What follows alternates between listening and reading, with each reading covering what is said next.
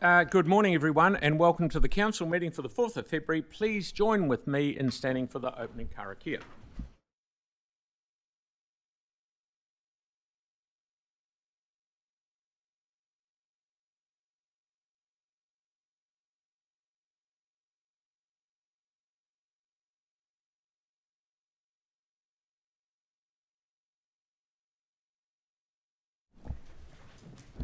Now, before we begin, I'd like to take a moment in silence to acknowledge the recent passing of Banks Peninsula Community Board Deputy Chair Nigel Harrison. I extend our sincere condolences to Nigel's family during this difficult time. The little bit of time that I had spent with Nigel over the years, he was very passionate about the peninsula and very easy to get along with, so I will sorely miss him. So if we could stand for a moment silent, please.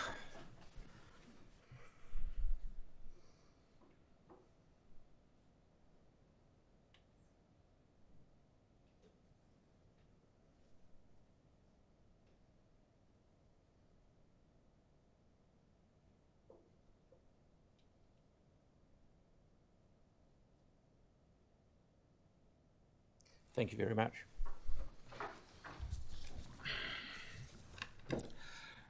Right, today I have received no apologies, and only the one is that Victoria will be online, but then she'll be in just a little bit later on. It's all cool. Does anyone have any declarations of interest for the open or PX items to declare? No, but if you do, if you think you have, when the time comes, just yell out. Now, it's great to have our newly elected community board chairs and deputy chairs with us today. Thank you for the work you do for your communities. First up is Banks Peninsula, and I'd like to welcome Lynn to the table. And Penelope.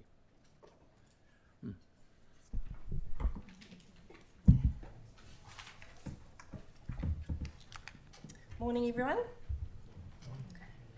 For those of you that have returned, it's really nice to see you. Smiling faces, and those that I haven't met yet, I look forward to doing so in due time. And even though I am happy to see you all, it is with a very heavy heart that I want to acknowledge the passing of our friend, colleague, and my deputy chair, Nigel Harrison, who Mayor Phil has just acknowledged, passed away unexpectedly on Monday evening after a happy day in the boardroom with all of us. We extend our sincere condolences to his family, to his friends, and all those that knew him and mourn him. We will pay tribute to him at next month's presentation as the board wishes to honour him and his great legacy, because you're right, he was very passionate. Okay, so now I'm sure Nigel would want me to get back and representing his area, and I acknowledge the change of tack, but we'll just roll with it. We have two new representatives on the board.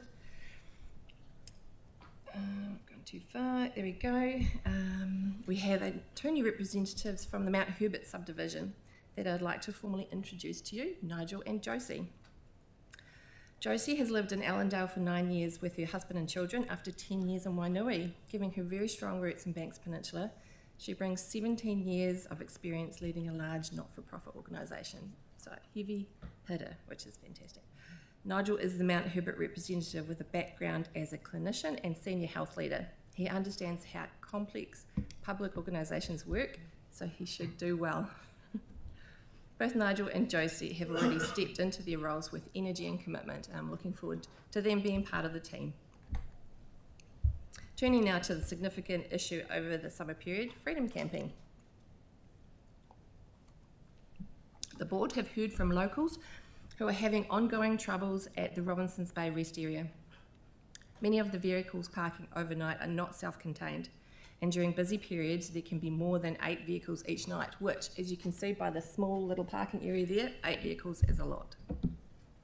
There's often signs of toileting in nearby bushes, which is both unpleasant and a genuine health hazard in an area heavily used for swimming, boating and recreation.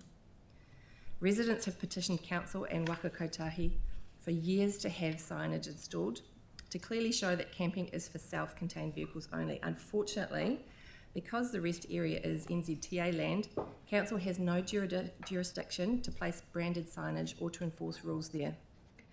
While Council could theoretically amend the bylaw with NZTA's consent, this would require significant budget and ongoing management, and Council does not support this approach due to costs and the wider implications. NZTA itself has no legislative obligation of enforcement under the Freedom Campings Act, so we're a bit stuck. But while unbranded signage may be possible, enforcement would still not occur. However, the Robinsons Bay Wharf, just a little bit down from this picture, there's a turnaround area there, is covered by the Council's bylaw, so the compliance team will ensure that monitoring and enforcement occurs there as required, but in addition, although enforcement is not possible in the rest area, contractors have been asked to have an educational approach and engage with campers where possible. NZTA is also consulting with its legal team about signage options. So cross fingers we will get some results.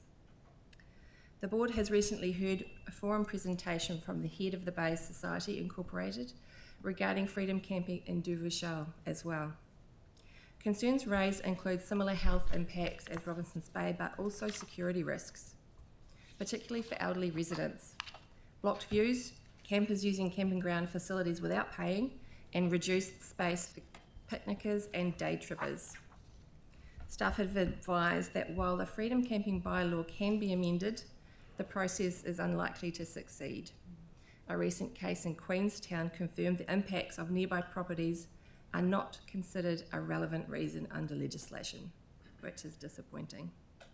Staff are encouraging people to report the issues, as this both allows immediate responses where possible and to create a valuable data trail for advocacy later on.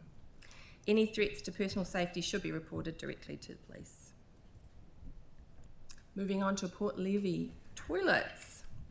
On a more positive note, the upgraded Port Levy toilet kitchen block is now open. The board allocated Better Off funding to replace the very old school facilities with modern, fit-for-purpose amenities, and they look beautiful. This is a practical improvement that supports locals, visitors and community events, and it is fantastic to celebrate something, to be honest. Port Levy Community Hall. Finally, the community hall here is the last of the peninsula facilities that is earthquake prone still and requires upgrading to meet post 2011 building standards before the 2037 deadline. That's only 11 years away. That's actually quite scary. We will continue to advocate for funding, and planning is underway to integrate the hall into broader community resilience planning alongside the local marae. And we appreciate your continued support and patience as we work towards securing investment to protect this vital space for connection and well-being. That's me. Thank you for your time. Thank you, Lynn. It's always good to hear from you, and I'm so sad once again to hear about Nigel. So Same to you. thank you very much. Okay, thank you. Good to see you. Okay, Spraden Cashmere Heathcote. We have Kia and Sophie. Perhaps just Kia by herself. Good morning, kia ora koutou. I do bring apologies from Sophie. She is still on childcare with the long school holidays and looks forward to coming along next month to see you all. So it's a pleasure to be here. I think this is the first time I've been in this room, and but still many of the same lovely faces. So to start with some introductions, I'm Keir Leslie. I'm the board chair for this term, and Sophie Bond, who is one of our new elected members representing Spraden, is the deputy chair. We've also been joined this term by Kate Hodgins, who comes from a background with the St Martin's School community and an interest in community energy resilience. And obviously Nathaniel, who I suspect most of you will have met by now. I would just also like to take the chance to acknowledge board members who served on the prior board who are not with us this term. Callum Ward, who was the previous chair, Lee Sampson and Sarah Templeton, who've moved on to other things. Thank you. No. So at the moment, as with goodness me, 10 minutes in Tyrone, sorry, sick of us. As you can see, we're developing the board plan. This is one of the processes all boards work through, but we're finding it really valuable working together to try and identify those shared priorities that reach across the board area and across board members to see those things that we all care about and we all want to work on. We'll be coming back, I'm sure, to talk to you about them until hopefully you're sick of hearing about them from us, because that's our job. So one of the major pieces of advocacy that we see coming up in the near term is around Addington Stadium. We know that this facility is going to change, this land is going to change what's used for it. There's an amazing new stadium almost ready to open, so this is going to be something different in the near future. What we really want to see as a board is that the community is part of that journey, and the community are able to say what's going to add to Addington, what's going to make this land improve Addington, what's going to be a facility for our community in that space. And we think that getting the community in from day one is going to be a really key part of whatever that land use looks like, making sure that works for that community. And I'd also like to really say that I think it's really important to acknowledge the heritage of that land and the role that the rugby league fraternity played there, a sport that's often not had the fair suck of the sav it should have, and I think that's something that we really should be looking at. Some of the projects, this was actually a project that was wrapping up towards the end of last term and has been working through, is the Place Cadets at Hoonhay Park, where some of the tamariki from Rowley School worked together with Parks and some of the board staff, Nimi in particular, to co-design improvements to that park. So it's a really cool way where young people were able to take some ownership of a local park and think about how they could make it a better place for themselves and their peers. So that was a really awesome thing to see coming through. We were also really stoked to receive some correspondence from the Honourable Casey Costello, Minister for Seniors, who wanted to get in touch to share her appreciation of the work that the age-friendly Spring Cashmere Heathcote team have been doing. This is a project that's been going on for as long as I've been on the board and beyond before then, which is looking at how we can continue to have, as people age, how we can make sure that communities, and particularly the council's built environment, works for those communities. So it's been a really awesome project. It's looked at a whole bunch of different stuff, and one thing that's been amazing is it's been led by a really strong cohort of our seniors. I won't name all of them because I'm sure I'll miss one of them out, and I'll get a clip round there from at least one of them if I don't mention them, but they have been real legends who've really invested in that work, and also we've had some amazing staff support them through that process as well. So that's the most recent stuff we've been up to, and happy for any questions. Okay, you've worked to exactly the right length of time, so thank you very much for seeing you for the first time of the year, and look forward to seeing you next month. Brilliant. Thank you, buddy. Okay, so now we have Fendleton Waimari Harewood, which is Jason and Nicola. Yep.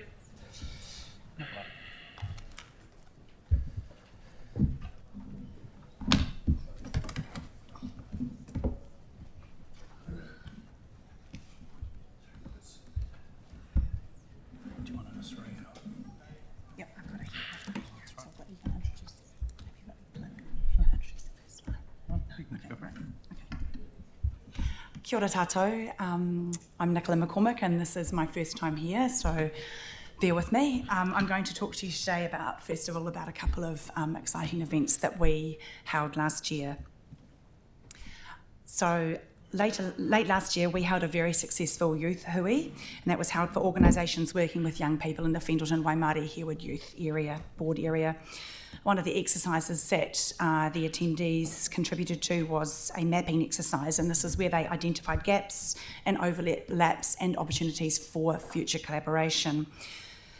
After all these discussions and exercises, there were some key themes raised by the attendees, and I'll just quickly go over those. One was youth worker shortage, the need for more support around mental health and wellbeing for young people, the need to create regular input opportunities and strengthen connections with migrant youth in particular, the need for programs that increase life skills and intergenerational connections. It was great to have the feedback that there was also a clear desire from the attendees that this hui become an annual event. Options for ongoing collaboration include online forums, working groups, and feedback to inform future hui and initiatives. Also last year, we held our annual thank you breakfast for our local community groups, and we saw about 30 people gather in the Oroawhata Bishopdale Community Hall. We did start with a cultural quiz, testing knowledge about New Zealand and other cultures, and the winning table did get to go and have their breakfast first, which was great. It wasn't Aaron's table. I was in that table. But it was an honour to thank all the organisations and the people present for their hard work that they do for our community. Our communities, as you know, are so much better off for all the work that these groups and people do. The rest of the session was spent sharing and networking. There were quite a few new connections made and partnership projects discussed, which was great. Not myself, but a few keen people did pop out afterwards to have a go on the outdoor tennis table installed on the Bishopdale Village Green. You can see in the picture on the slide. The tennis table was the result of a request from the public.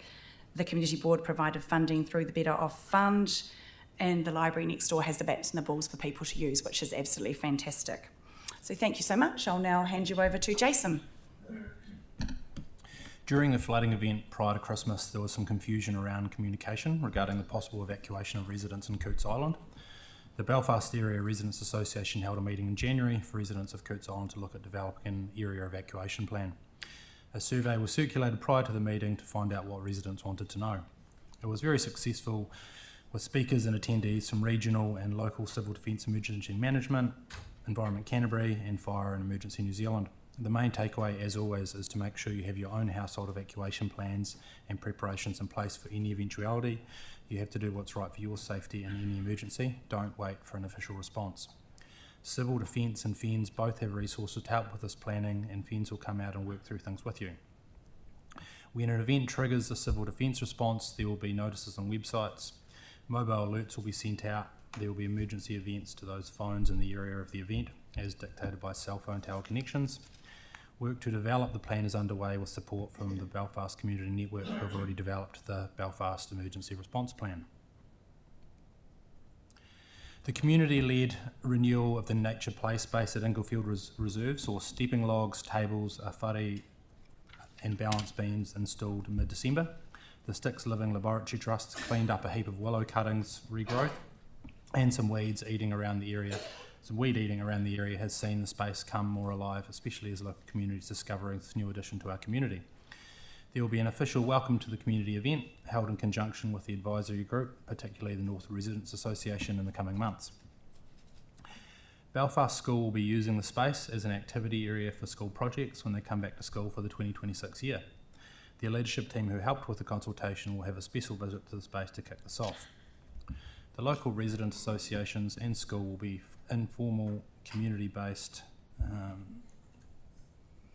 overseers of the site.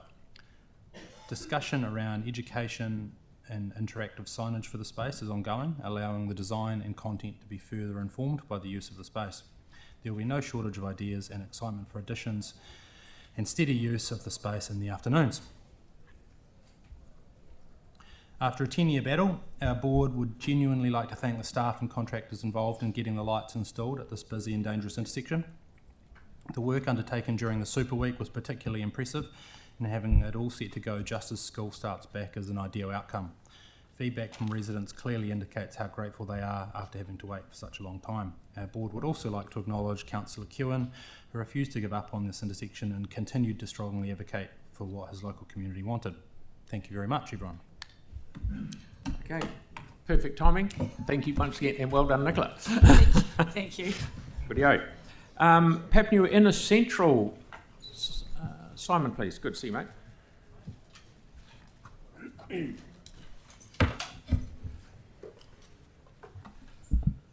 Tēnā rā tātou katoa. Apologies from our board chair, Dr. Sunita Gautam. She has some family commitments today. Thank you. As usual, we'll have bring you just an overview of the events and activities that have happened across our ward over the past couple of months since we saw you last. So at our previous board meeting, we had a public forum from a couple of people from the Merivale Retirement Village talking to us about the state of Som Street in St Albans. It's one of our classic Christchurch highly cambered, deep dish gutted streets. There's a retirement home there. St Albans Catholic School is on that street as well. And we also had a resident come speak to us about traffic concerns not too far away in Trafalgar Street. We're just waiting on some staff advice on both of those. We also had a briefing from staff on a large package of works that is just gearing up now in the northwest on our roads and water infrastructure.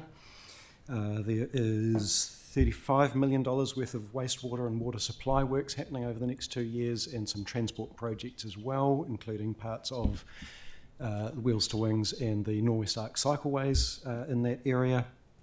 There's a lot of work going into coordination around those projects, contact with stakeholders in the community. Of particular note, when previous works were underway at the Orangi-Waireki intersection, for quite a period of time there was a detour route through Condell Ave, and we're going to have one of those again because there'll be more works, water infrastructure works happening on Waireki Road. And something that we have noted as a board is the concerns last time around particularly the bus detour. The number 8 port-to-port bus is impacted by that, and there was a real impact on access to people to particularly bus stop issues along that length of Condell Ave. So that's something we are going to be looking at as a board to support our community that are impacted by that. Thank you, Emma. An initiative our board started in response to feedback from school principals in our area was some funding towards civic awards that have been taken up by a number of our schools, and we left it reasonably open for schools to determine criteria and exactly what those awards would be for, school by school. But you can see on this slide presentations from 3 of those. There's at least one more picture to come in a future presentation as well. But they're being used to recognise community service and civic participation by students in our schools. It's been a really cool thing to get underway. Summer with your neighbours. Every time we talk about this, I'll remind Council that this was a brainchild of what was the Shirley Papanui Community Board in 1998. Started as Neighbourhood Week under the forebearer of our community board.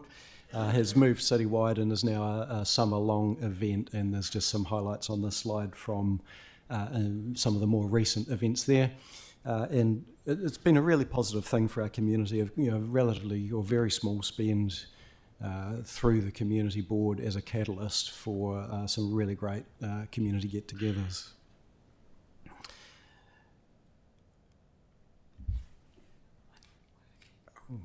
Our slides aren't advancing. Sorry if we could get some help with that. Thank you. Some community events towards the end of last year. A couple of our community organisations, Shirley Community Trust and also Neighbourhood Trust, ran light parties, and this is to provide a sort of safe and accessible and free event for families. They're run around the Halloween time, and it provides families, particularly with younger children, something to engage in and some of the excitement of that night in a way that feels perhaps a bit safer for some of those families than the door-to-door kind of approach. We had events at Phillipstown Hub. I'll come back to that in a moment, and also Te Whare Roemata. So the Phillipstown Hub has, as you will be aware, a substantial and growing community garden. There was an open day there with a key message to the community that garden is available for members of the public to come in and pick enough for a meal, as well as it engages a number of volunteers in continuing to support it. I've got another slide on another event at Phillipstown Community Hub as well, and just noting that at our meeting on Monday, our board made a decision on some recommendations to council in relation to the future of that site. That'll be coming as a part A to a finance and performance meeting later this month. Te Whare Ruimata. There was a Hauora Day there. That's an organisation that supports eastern sort of inner city neighbourhoods.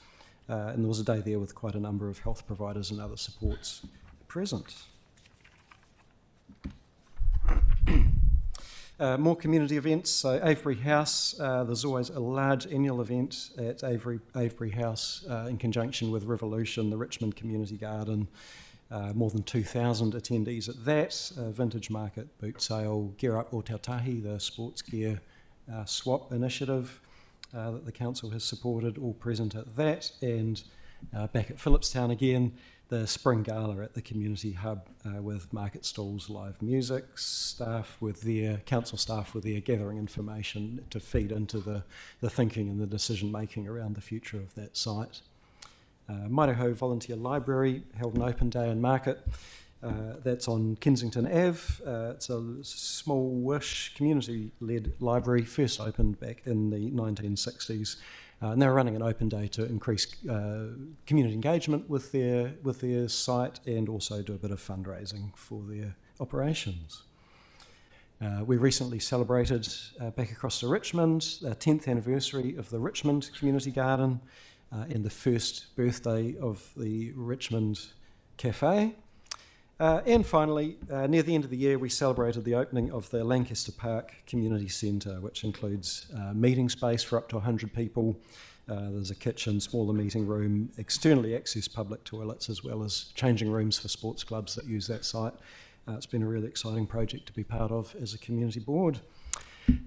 And that's a quick catch up on what's been happening in our community. Good. And Simon, thank you for bringing up councillive. I'm actually having bits of chit-chats with the asset team to see if on the northern end, on the newer bit, not the other bit, which is going to be fully reconstructed, about asphalt smoothing that rather than going to the trouble of repairing the repaired laterals, because the 2 years buses are going to be going down there because there's going to be a lot of work going in on Waireki Road, so it needs to be as smooth and as good as it can be. Otherwise, buses will bump over the repairs and people will complain. So I'm working on that. Yes, we had, I think all our elected members had quite a bit of feedback on that last time, the vibration traffic impacts and also the service it was offering to bus users as well.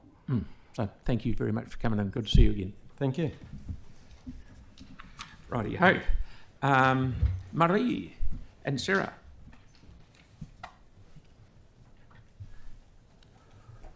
Horsball Hornby Rickerton.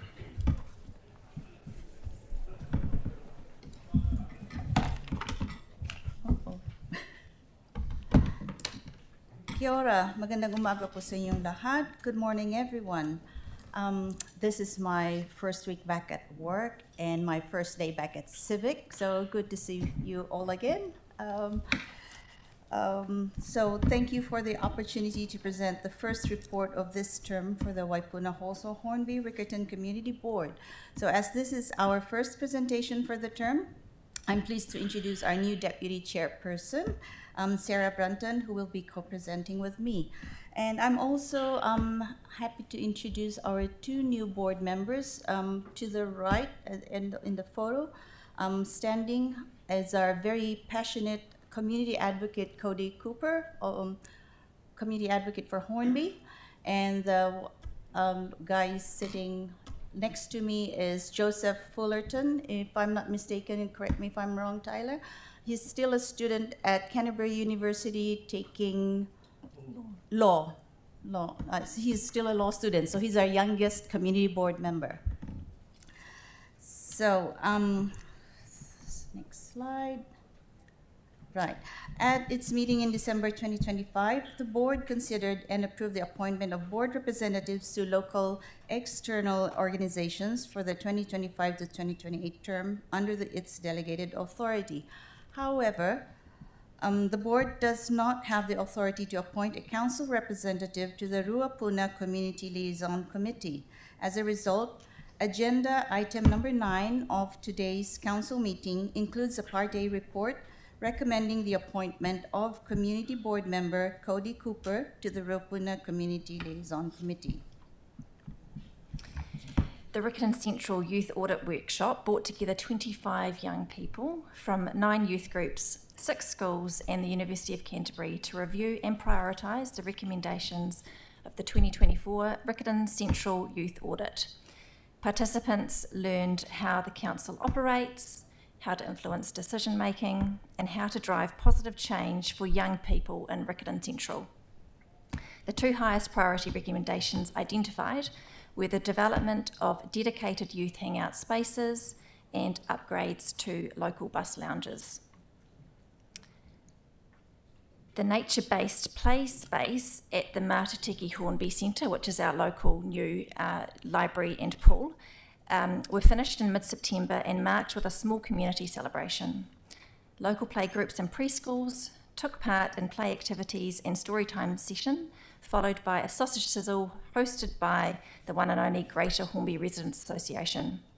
Designed for children aged 0 to 6, the new play space features a slide with a wooden platform, logs for seating and balancing, a bench seat, and an informal log round seating, as well as a tunnel and a balance beam.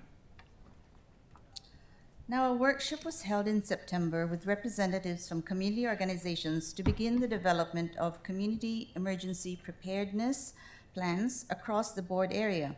These plans are created collaboratively by communities to guide how they organize people, resources, and actions in response to emergencies and disasters, and are expected to align with similar plans developed in other parts of the city.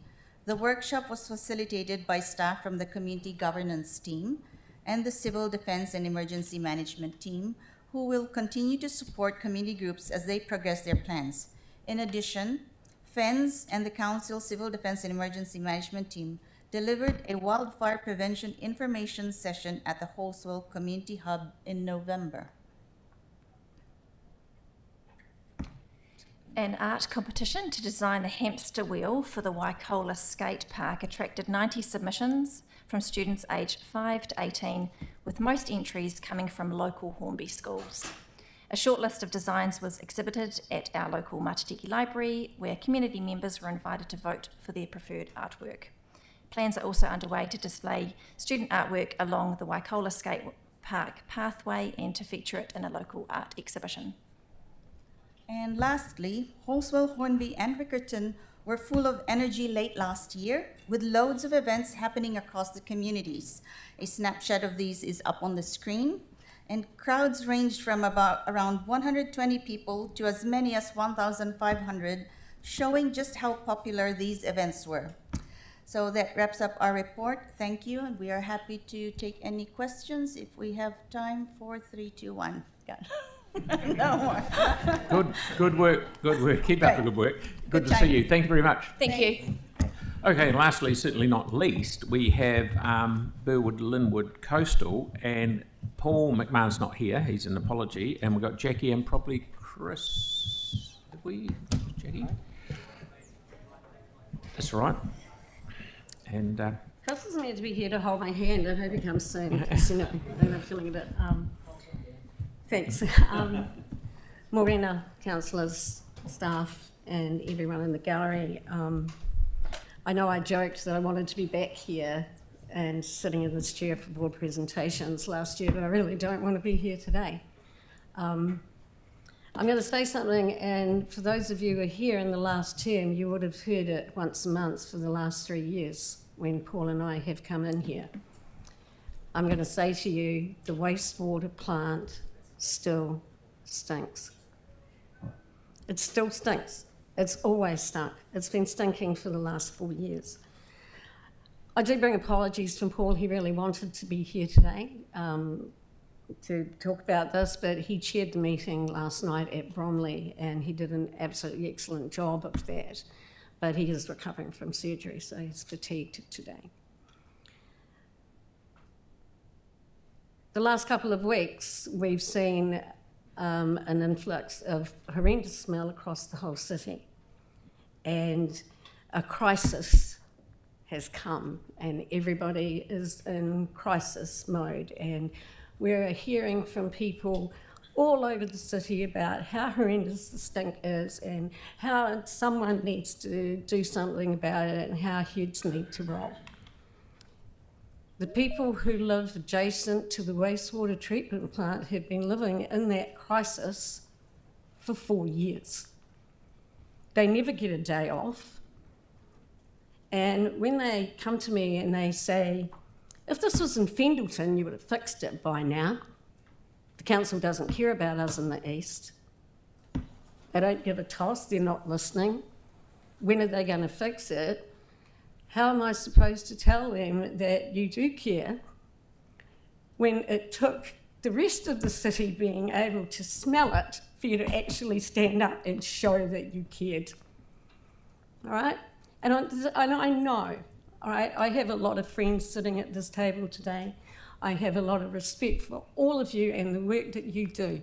I have respect for the staff, and I know that everybody at the wastewater treatment plant is doing their very, very best. They also have to live every day in the stink, so there is no way that they are not trying to fix it, because why would you want to work in those conditions? But the people in Linwood are going, where have you been for us? Where have you been for us in the last 4 years? That you're only just, actually standing up and saying this is a crisis. Now it has hit your constituents.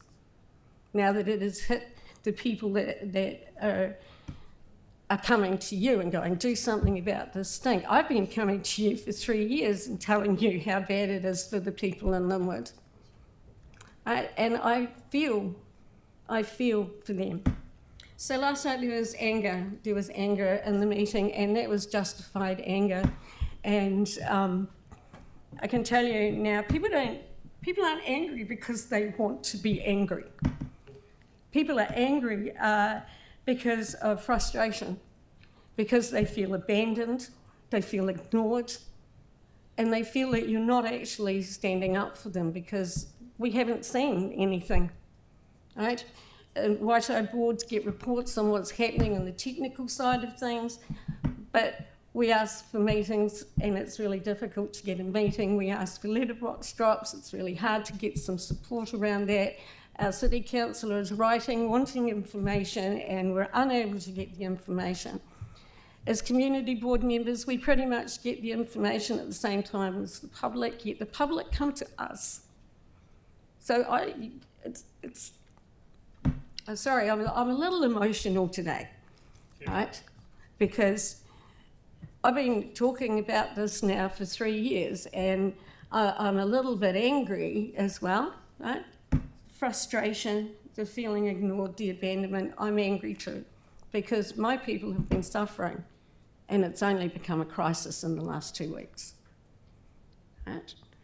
So I know that everyone involved with the wastewater treatment plant is doing their absolute best to get it fixed. I know that Adam is doing the best he can to keep everything stable and working.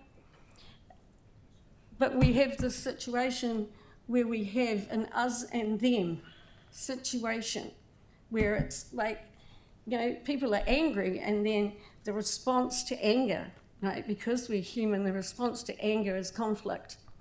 So people get into conflict and nothing happens, it just keeps going around. So I would like to see something whereby the people who are most affected, and I mean the people who are most affected, the people who live next door to the plant, those people on Shortland Street and Cuthberts Road, and those people who are living this every day, I'd like to see those people asked, what do you need? All right? Because a gift basket is no good to someone who needs a lift to the doctor. Right? A supermarket voucher is no good to someone who can't pay for a prescription.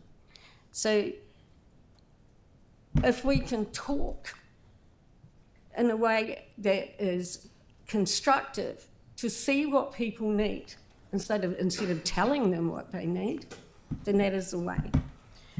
After the fire, we had a group that got together to talk about things, and that's all we did. was talk about things that was far too big, it was far too extensive. There were people from Brighton, there were people from all over coming in and having their say because, you know, when the fire happened, the smell was everywhere. I would like to see a more concentrated approach to the people who live this crisis every day. Not, well, this has happened because the rest of the city can smell it today. Because we can smell it every day if I drive down that way. And the people who live there every day are living a life that's kind of on hold when this be over.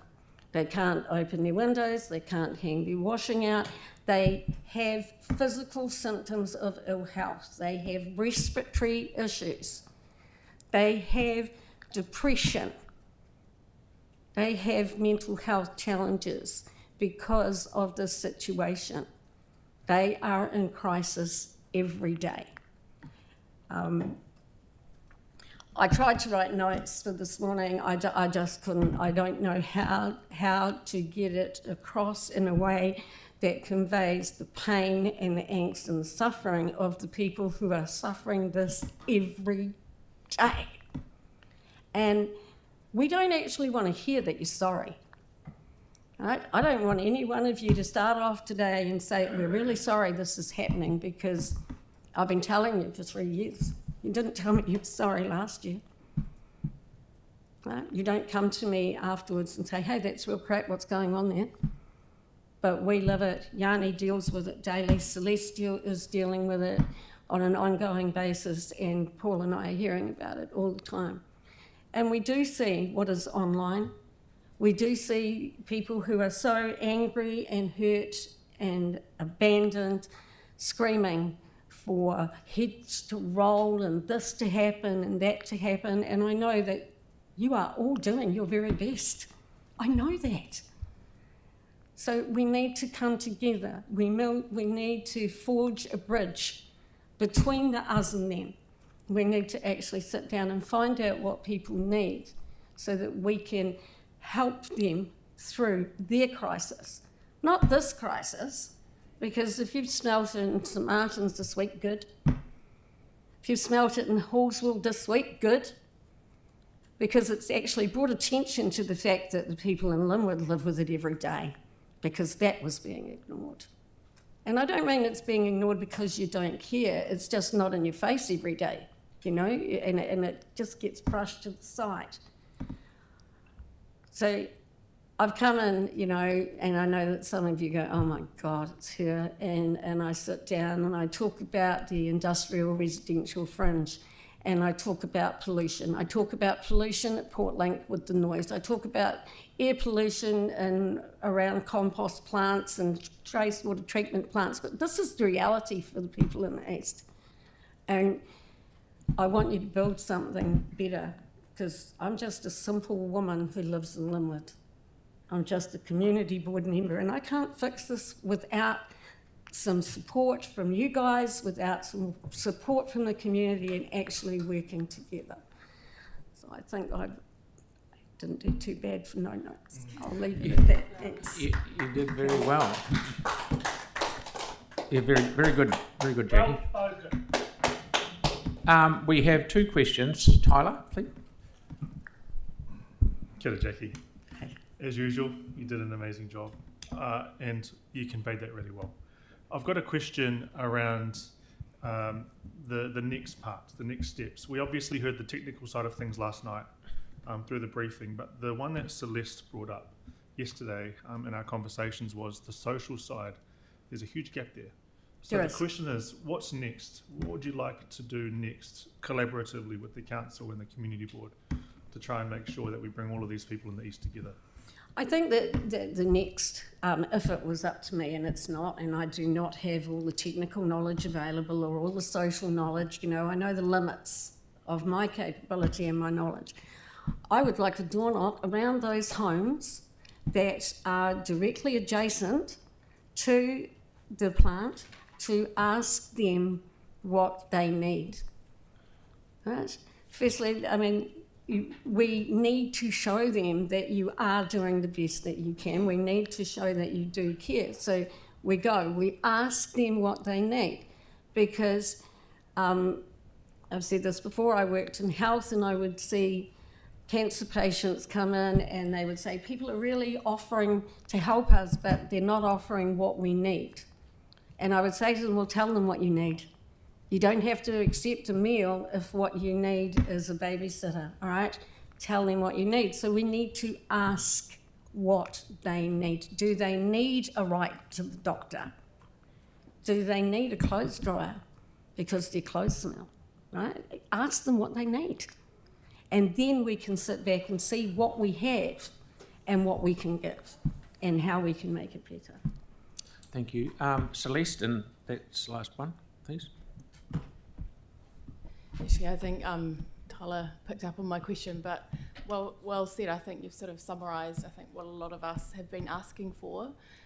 So really, just from your perspective, what you're looking for is some really visible, practical, on the ground support for people in terms of their health and well-being. We need to connect with the people who are most affected, not the people, the squeaky wheel gets the most oil. We need to talk to the people that are affected, not the people making the noise.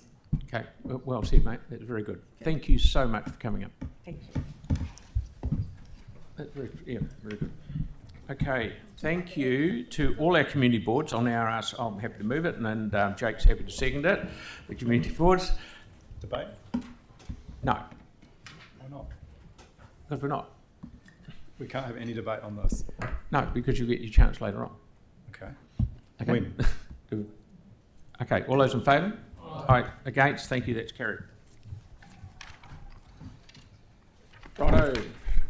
We have no deputations today, and petition we have Daniel O'Meara, who's going to present a petition on ticketed events in Cathedral Square.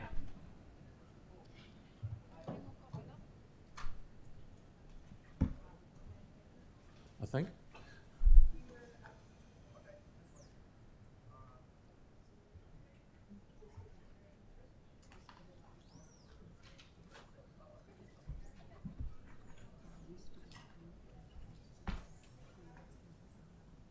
No, maybe not. Okay, I'll go on the next one. Oh, there he is. G'day, mate. Hello, Daniel. G'day.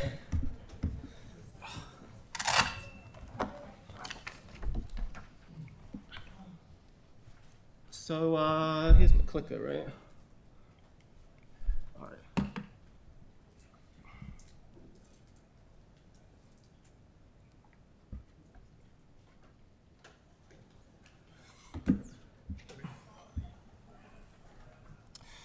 Ladies and gentlemen, I'm here to present to you a petition about the use of Cathedral Square for exclusive ticketed events, a practice that began in 2023 and is ongoing at present.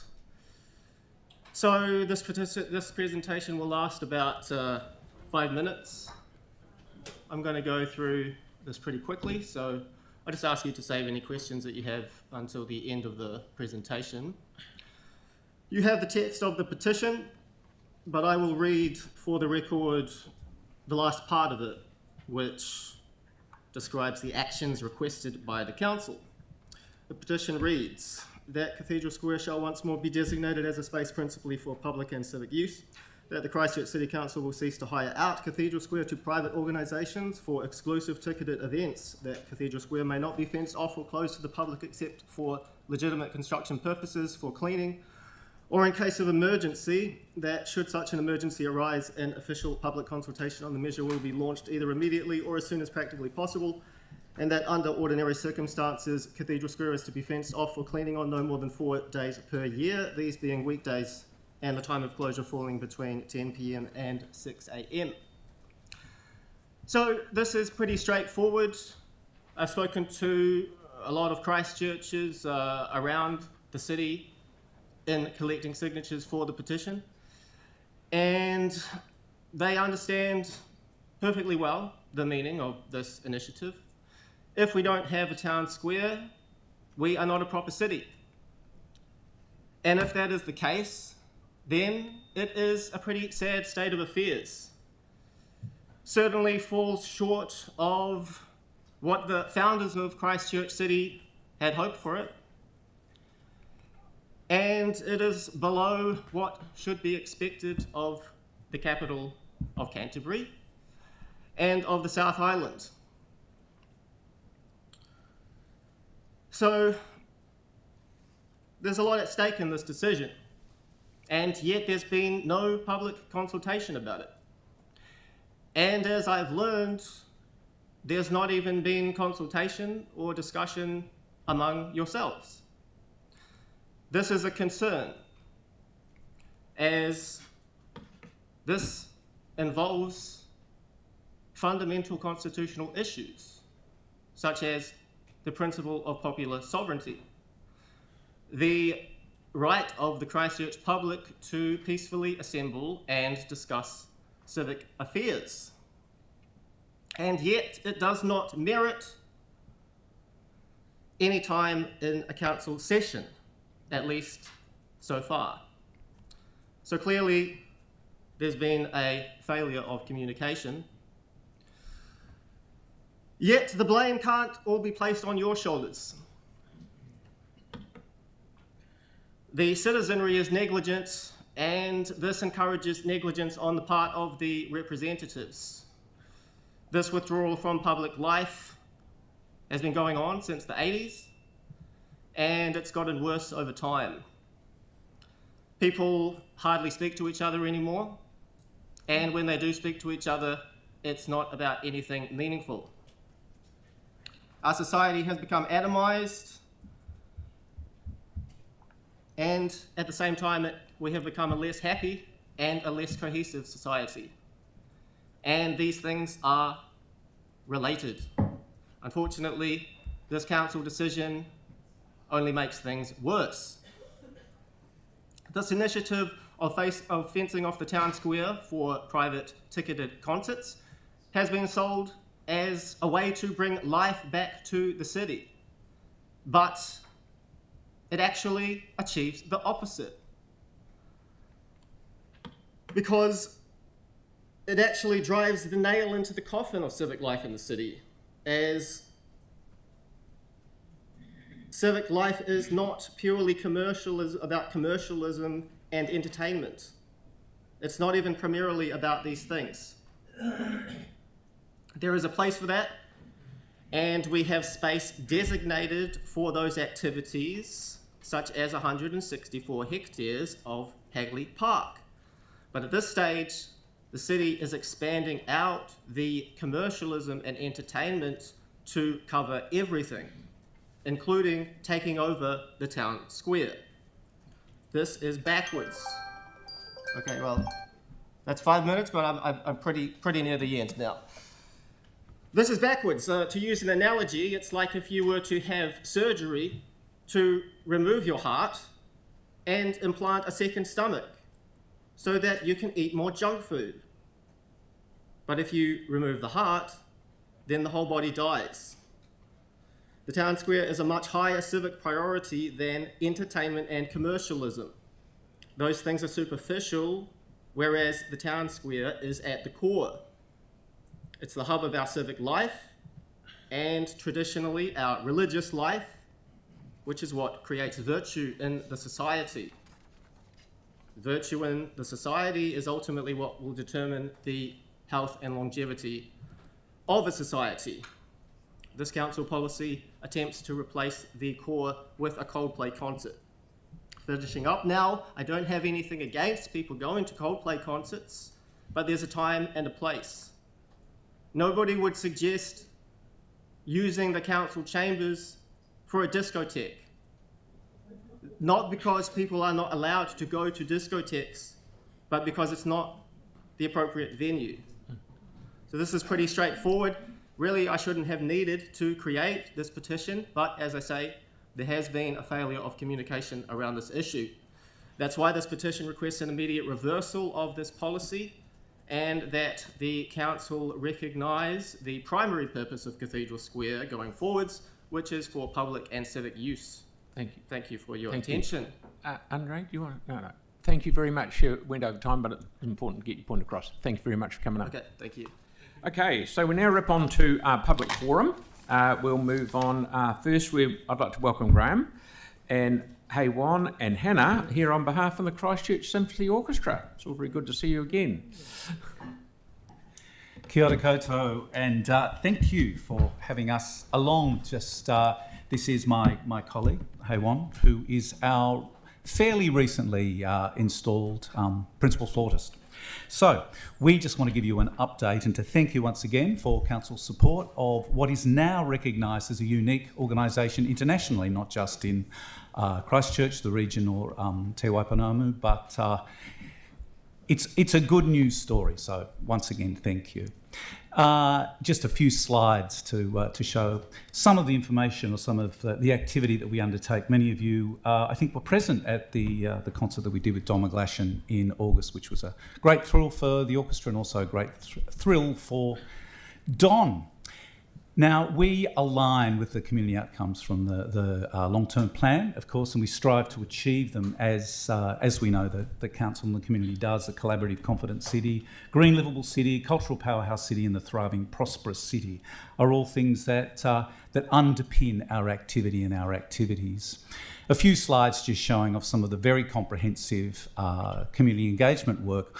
The orchestra, with its concerts, its public concerts, all of activity, including community engagement, is motivated by engagement. Our Ki Te Hapori in the community program, we used to call our vision, it's now a reality, providing the most effective music-based community engagement in the Southern Hemisphere, and we're acknowledged and known now as international leaders across countries that include Canada, Japan, Germany, United Kingdom, China, Malaysia, Poland. We're very proud, very, very proud, as I know the city is. A few slides here. This one just shows some of the work we do with multiple sclerosis and Parkinson's communities with our music therapy partnerships. We're very proud, as we will show with one of the slides here, that we're at this point working across all of the cohorts that we're aware of in the community, all of the age groups, the cohorts that are interested in working through music to for their outcomes. Actually, I'll go back one and mention some of these figures. About 40, we average 40 traditional main stage performances across the year, including our series of concerts, Lamb and Hayward Masterworks, Lamb and Hayward Curator Series, and our Rover, CSO and Rover Presents. But we're also in partnership and work with as a higher organisation, also presenting though with events including likes of Blind Spot, coming up on March the 13th, I think, that concert, Love Actually in concert, the ballet, the opera, of course the much awaited opening of the One New Zealand Stadium, which we're thrilled to be working with 660, the community, the council, Venues Otautahi, thrilled about that. 14,800 tickets sold across concerts in 2025, but 60% of our organisational activity, and this is internationally unique, is offstage and in the community. 10,926 audience participant interactions just in the community program, 119 inclusive performances just in that program, and 288 separate sessions of activity throughout the Waitaha Canterbury region. So we're working with many, and I'm not going to run through all of those. Of course, this presentation is available to everybody and will be on the net. But we're always happy to talk about any of the cohorts and discuss and describe the work that we do. As I say, the organisation is driven by the objective of engagement with everything we do, whether that's main stage concert, pre-concert talk, or the work specifically in the community with the various cohorts. We work, and there is a bit of a rundown of the cohorts with whom we work. And I hope that you'll agree that there aren't too many community cohorts that we've left out there. We are absolutely committed to working with and for community. As a local employer, in addition to the 35 salary employee players, one of whom, of course, is sitting right with me now.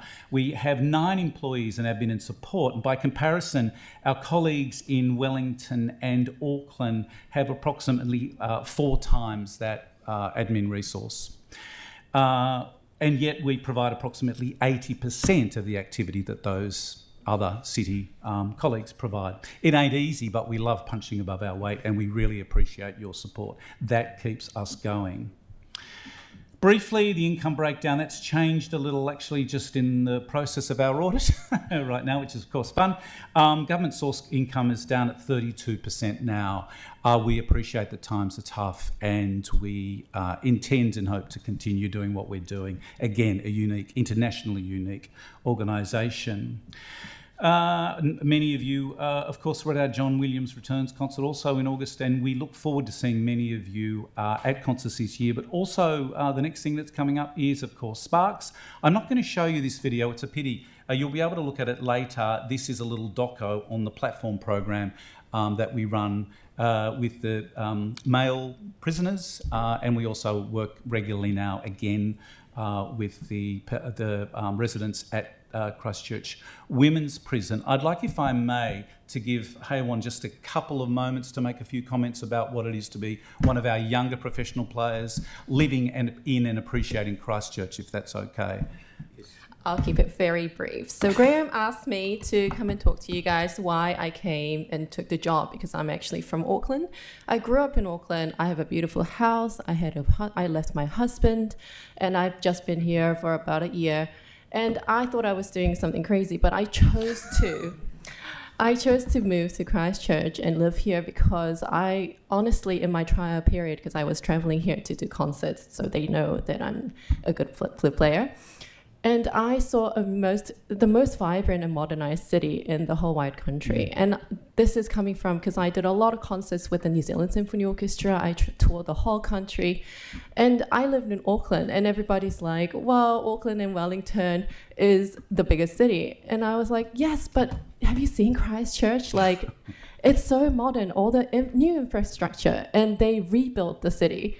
And everything in it is buzzing. And I feel like the city, the next level to the city is the cultural activation. And I felt like CSO really can be the mascot of the city. And that's why I came and took the job. And I do a lot of, the CSO players do a lot of work outside, just playing beautiful music. I teach at the Canterbury University. I take the flute students. I take the wind class. I teach at the Burnside. I take the special music program. Basically, and I'm the only person, and everybody in CSO, the employees, are doing all very similar things. I do concerts at the Art Centre. And basically, we are responsible for your children's musical education and other community engagements. And I hope that, what I say can add to what Graham was saying, that how amazing our orchestra is and how we can really symbolize Christchurch. Thank you. Hey, Ron, you can talk the rest of the day if you keep Now, we sadly have no time for questions. Andre, you... I was just going to ask if you're interested in doing concert in Cathedral Square. There's only one book this year. Good work. And Tyler, you had a quick question, I assume? Just a quick comment, because there was a few questions around the outreach that you did. And I just want to say I appreciate you so much for coming in and showing us exactly what you do, getting us to see the numbers, seeing the amazing outreach you do. So thank you so much for coming in. Please inquire at any point. We love talking about what we do and the reason that we're here is for community. Yeah, and we are really proud. Thank you so much. Thank you. Good to see you. Thank you. Okay. I'd now like to welcome Graham Townsend, who's here on behalf of Climate Action Otatahi regarding item 15, endorsing the fossil fuel treatment notice of motion. Treatment notice of motion. Why?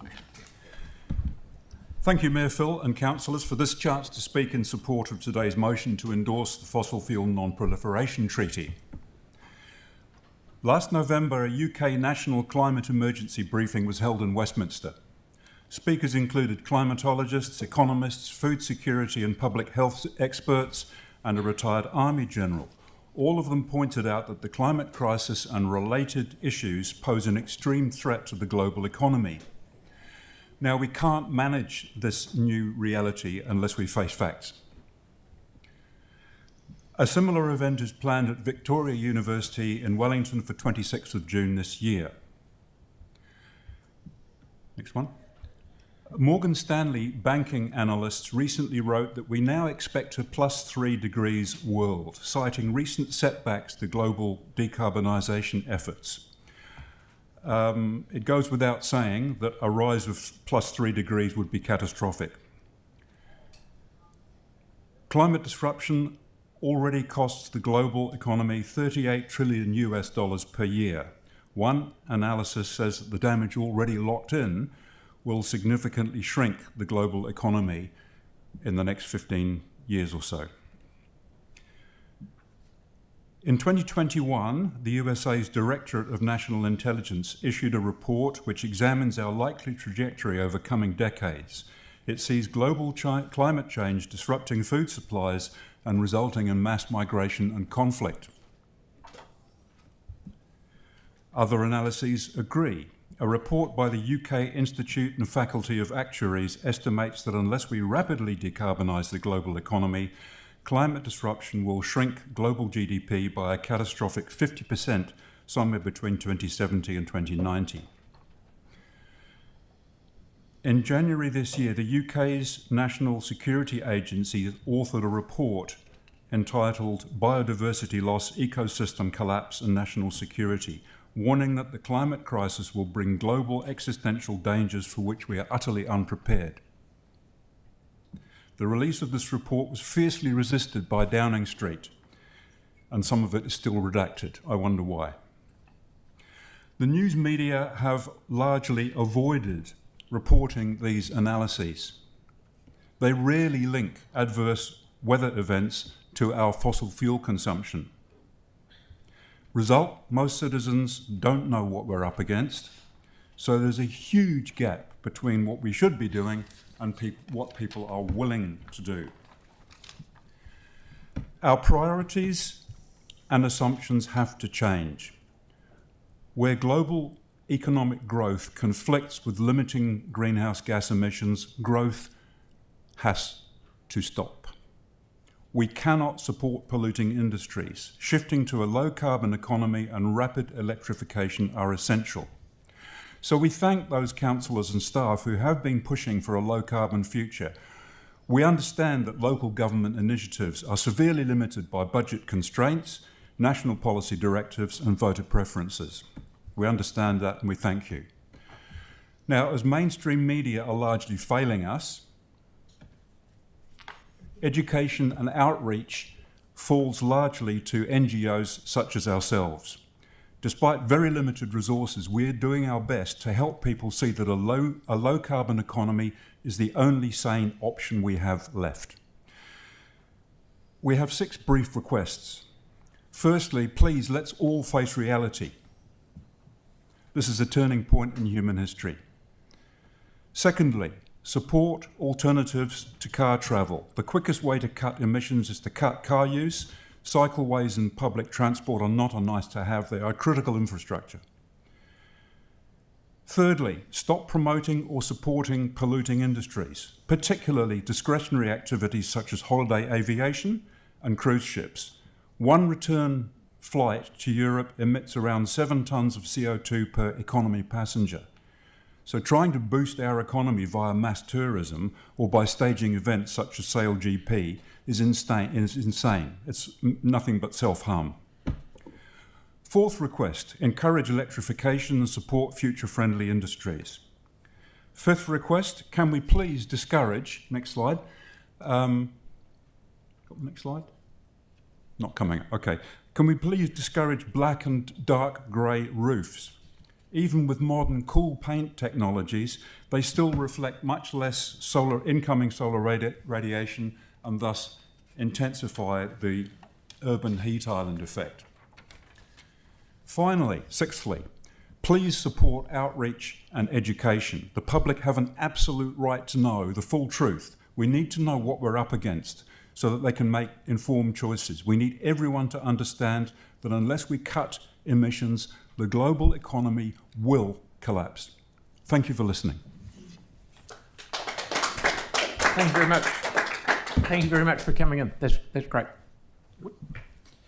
Right-ho. Now, we have 1, 2, 3, 4, 5 public forums on the wastewater treatment plant. The first one is Gurpreet, and yeah, you're first up.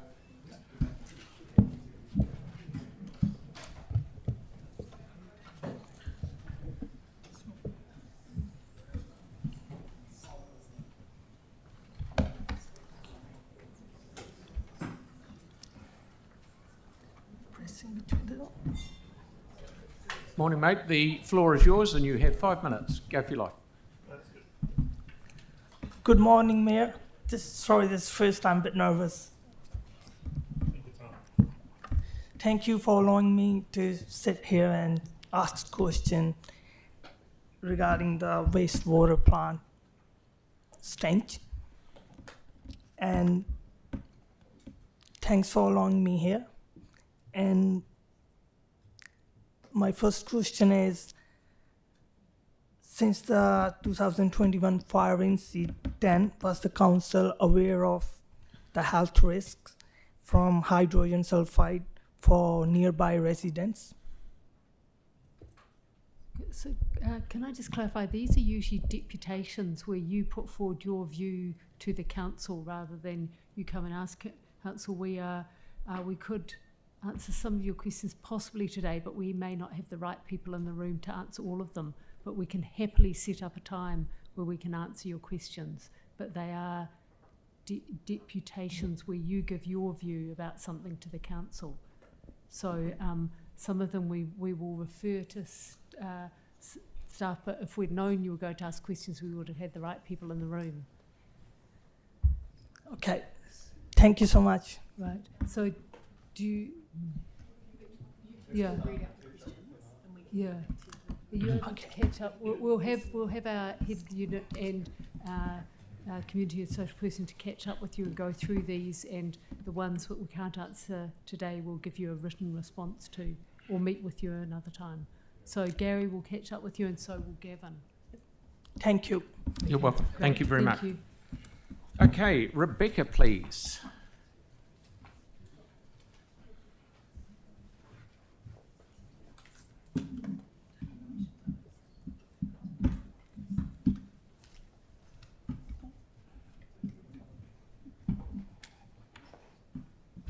Kia ora. Morning.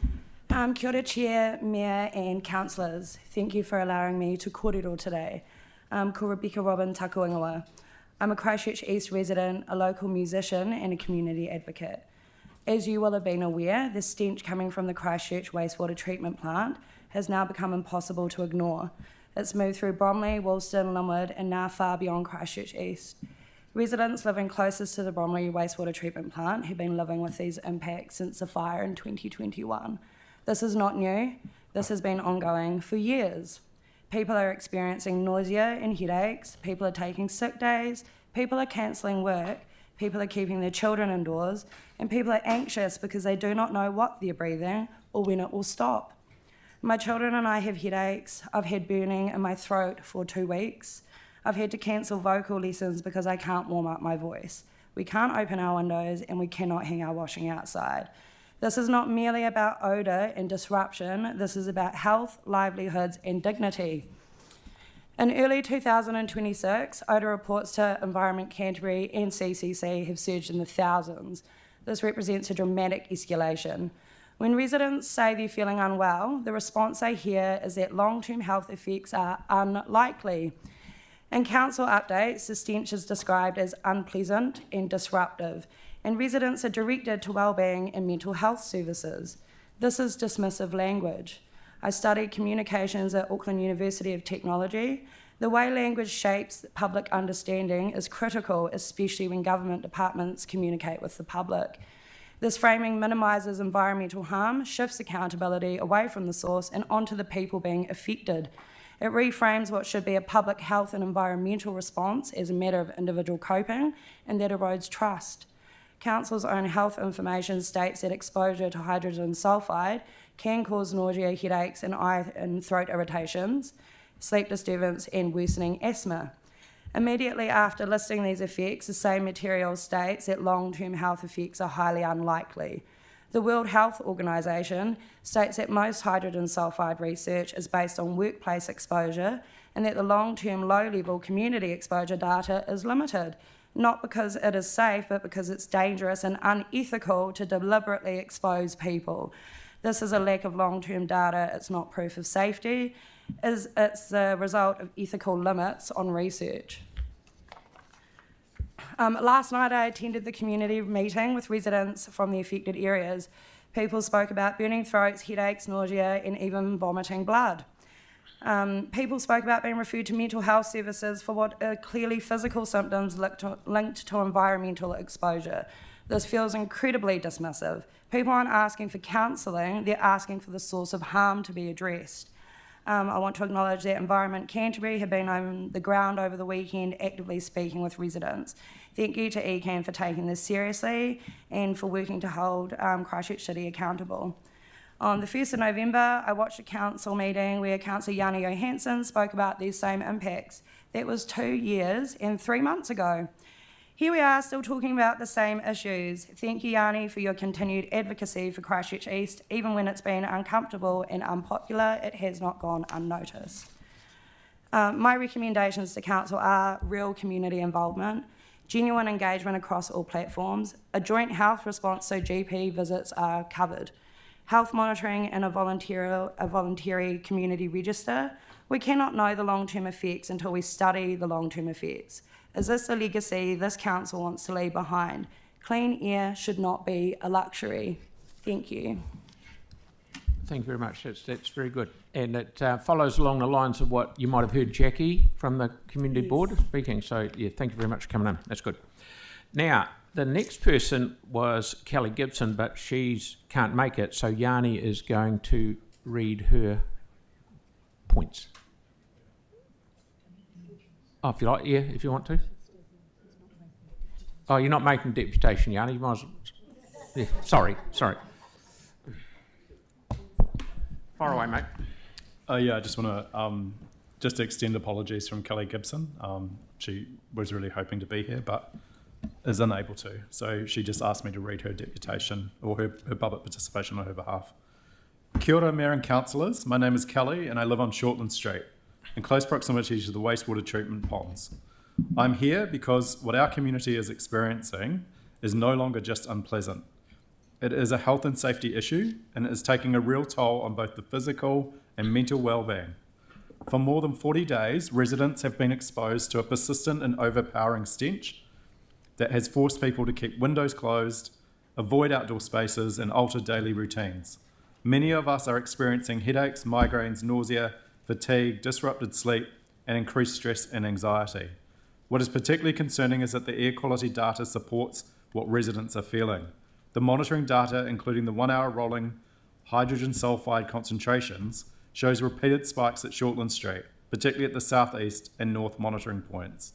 These readings are consistently high and more frequent than at other monitored locations. The latest readings published on Friday, 30th of January, show that the H2S levels doubled compared to the previous week. This means exposure is increasing, not improving. The reality is that the health guidelines are not comfort guidelines, and they do not reflect the lived experience of prolonged exposure, especially for vulnerable people. Hydrogen sulfide is well documented to cause headaches, migraines, nausea, vomiting, eye and respiratory irritation, dizziness, and fatigue. When exposure is ongoing, it also contributes to the mental health impacts, including heightened anxiety, stress, sleep disruption, and a constant sense of uncertainty about whether it is safe to be in your own home. This is especially concerning for vulnerable residents. My daughter is currently 41 weeks pregnant, and we're about to bring a newborn baby into these conditions. That baby was just born the other day. Other residents include elderly people, children, and those with existing respiratory or neurological conditions. These are the very groups who are least able to tolerate ongoing exposure even at the lower concentrations. What has made this worse is the lack of communication and warning. Last night you advised that this even was sudden at the residents' meeting, but this is not true. I first raised my concerns with Yanni on the 3rd of January, and Yanni sent comms immediately to council staff with no response until the 12th of January.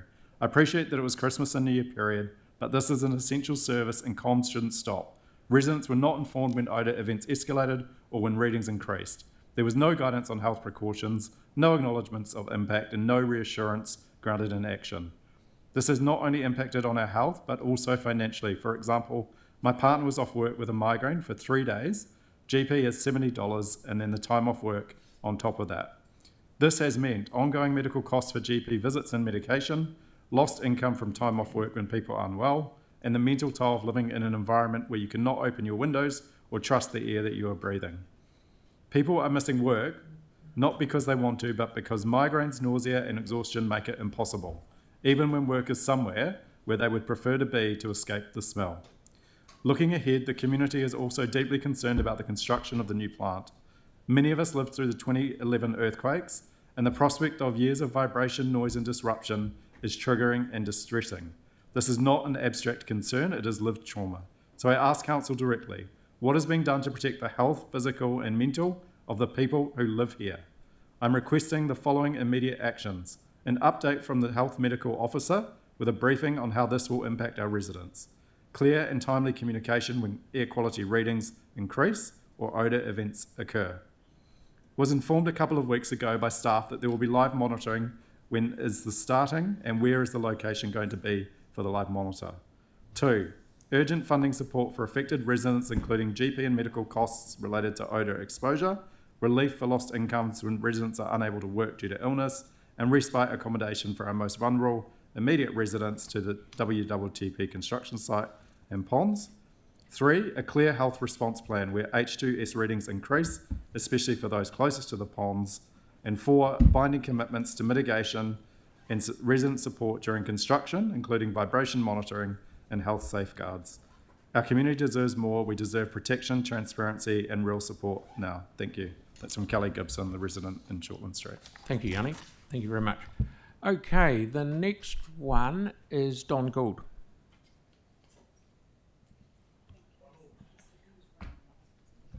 Pardon? Okay. Ashley Campbell, please.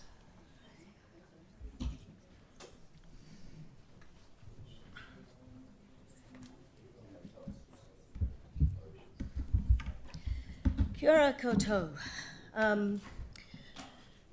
First, I want to clarify why I'm here and who I'm representing.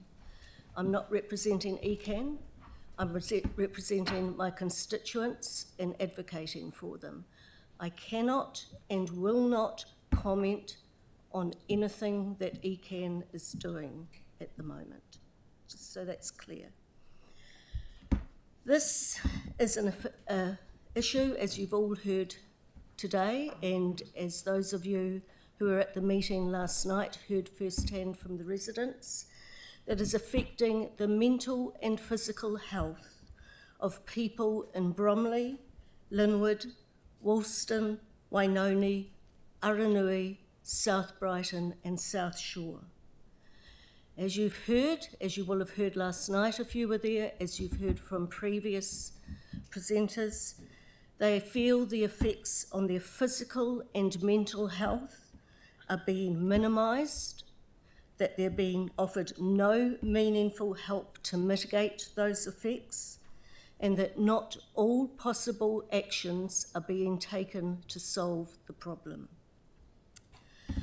I'm now going to just read to you some of the comments that I've received, mostly in social media, but some of it by private message. I live in Avonside. Landlord wants us to air out the house more, but I can't do that if it smells so bad outside it makes us gag constantly. Also can't use the air conditioning heat pump dehumidifier because it just lets the smell in too. We went to Sumner Beach on Saturday and had to pull over to dig out some masks because I literally couldn't drive. It was eye-watering. We had to stop multiple times because we nearly threw up from the smell. It was so bad. Perhaps if it's no longer just the east, they'll do something. We on the east are so sick of this. It's seriously affecting our quality of life. Can't even eat lunch outside on a beautiful day. I vote for a new additional plant be built, and how about this one gets built, say, over Fendleton Way? Bet it would not take as long if these issues were on that side of the city. There was one night where it was particularly bad that 2 kilometres away in New Brighton, Woolworths car park, people were almost throwing up walking the short distance to the shop. So those are the comments from residents of the east, and while they are in the worst affected areas, this reaches much further, as you all now know. Reports on the Smelt It app come from as far away as Lincoln and Rolleston, and within Christchurch from Maryvale, St Albans, Cashmere, the CBD, and basically just about everywhere. These are some of the comments I've received from people not in the east. I'm in Niku with my son. It was literally coming through the vents in the hospital. It's ponging in St Martin's. It's terrible in Waltham, just about 24/7 for the last 3 or 4 days. It's absolutely stench. My so-called clean washing went from line back to the wash. Not only is the east getting a stench bomb, we live in Craycroft and we have it on and off too. I've been in other suburbs on the west side of town and it's all around us. Get rid of some things on the wish list and fix our infrastructure. I think you can just admit that it's affecting the whole city. Just own it and fix it. Throw all your resources at it and stop polluting the entire city. Those poor people in the worst areas must be going out of their minds. And as those of you who were at the meeting last night saw and have listened to the people today, they are going out of their minds and they're sick. This is probably the most traumatised community in Christchurch. Like all of us, they've been traumatised by the earthquakes and the long fixes. They've been traumatised by COVID and what that meant. But they've also been traumatised directly by the mosque shootings. That second mosque is in Linwood, 2 minutes down the road from Bromley, 30 seconds from my place. Many of the people who were experiencing this as well actually were around when that shooting happened or in the close proximity to it. And they've had one of their major thoroughfares closed off with armed police for days. They've also lived through the fire and the response, and now they're living through this. They're at breaking point. People are suicidal. Stop them from breaking. Thank you, Ashley. There's a question from Jake, please. Thanks, Ashley. That feedback's really compelling. A lot of people I've spoken to, when you tell them that we're pouring resources into a replacement facility, often relieved at hearing that. When these messages have been coming through to you, what do you go back to your constituents with? Do you let them know some of this basic information? I let them know everything that I know that I can publicly share. Yeah. But as those of you who were at the meeting last night heard, and you've heard from Jackie, and I'd just like to endorse everything that Jackie said. It's not just waiting for this to be fixed in 2 years' time. 2 years is an eternity if you're at breaking point. They need help now. Thank you. And lastly, Celeste. Thank you for coming in and great deputation. In terms of resources, obviously we've heard about resources going into the technical side of it. So what you're asking for and what you're hearing from people in the community is that they want to see more resource going into that side of things. What I'm hearing from people is that they want help now with mitigation. Okay, thank you. Thank you, Celeste. Thank you very much, Ashley. Good to see you. Okay, so that brings us to the end of the public forums. We now have, I'm happy to move, this is minutes, council minutes, 5 and 18 and 6 and 19. I'm happy to move it, and Aaron is happy to second it. Open minutes, PX minutes. Okay, all those in favour? Against, thank you, that's carried. Now we might as well go down these Community Board Part A reports. We have number 8 in front of us, dedication of local purpose reserve at Tulloch Park. This is I'm very happy to, Aaron's very happy to move it, and I'm more than happy to second it. This is very, very clear, very simple. It's just changing a little bit of dirt so that so a road will go through. Any discussion on it? Right, I'll put that motion. All those in favour? All right, against, thank you, that's carried. Okay, and the next one, number 9, is putting Cody Cooper on, I was going to Cody Taylor, Cody Cooper on the on the Ruapuna board. Mark is happy to move it, and I'm happy to second it. So all of those in favour? All right, thank you, that's carried.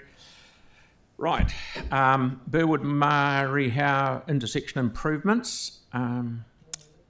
Kelly's happy to move it. I'm more than happy to second it.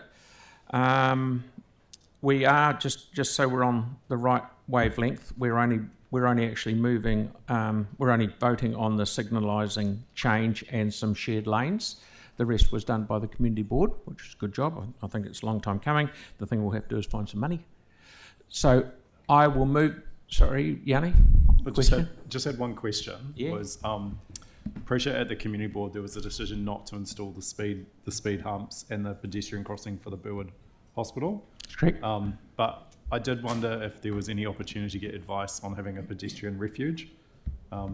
So not the speed humps, but just having the pedestrian refuge.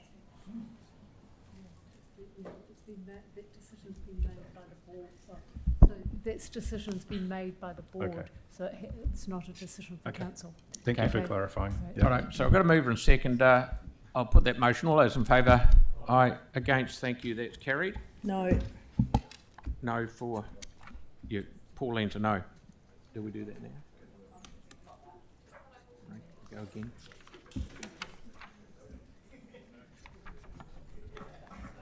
We're not that far down. We'll go a little bit further. Keep going. Righto.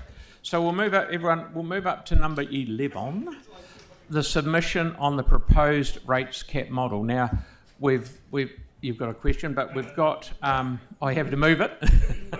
Okay, because as we all know, this has been, we've gone round and circles, it's been done to death, and we have had all sorts of advice on this. I think we've got to a good point, and Pauline's happy to second it. Is there any discussion? Pauline? Thank you. Look, this is a really good submission, good clear submission. Look, New Zealanders work hard, so why can't the majority afford the cost of living, which includes the cost of contributing to a fantastic city that they live in? Because we have a low-wage economy compared to most OECD countries. Around a third of workers earn at or below the living wage. We here at City Council and all of us councillors are absolutely highly cognisant of the importance today, more than ever, of rates restraint. But we are, to an extent, caught between the proverbial rock and hard place. We must continue to deliver all the services that residents expect and to invest in our incredible city. But Council too is heavily impacted in the cost escalation cycle of increases in insurance, power, construction, the list goes on. All very large increases over the past 5 years or more. So yes, let's agree to a rates cap, but only if accompanied by an alternative revenue stream as recommended by every review into local government that has been commissioned by successive governments. It's time for the Crown rates holiday to end. Why is this even a thing? Development contributions too. And even a partial return on GST would make a very helpful contribution to maintaining our city and providing our services to the standards expected in this modern day. Standards that see the bar rising daily, with government reforms demanding higher levels of compliance involving capital works and future operational costs.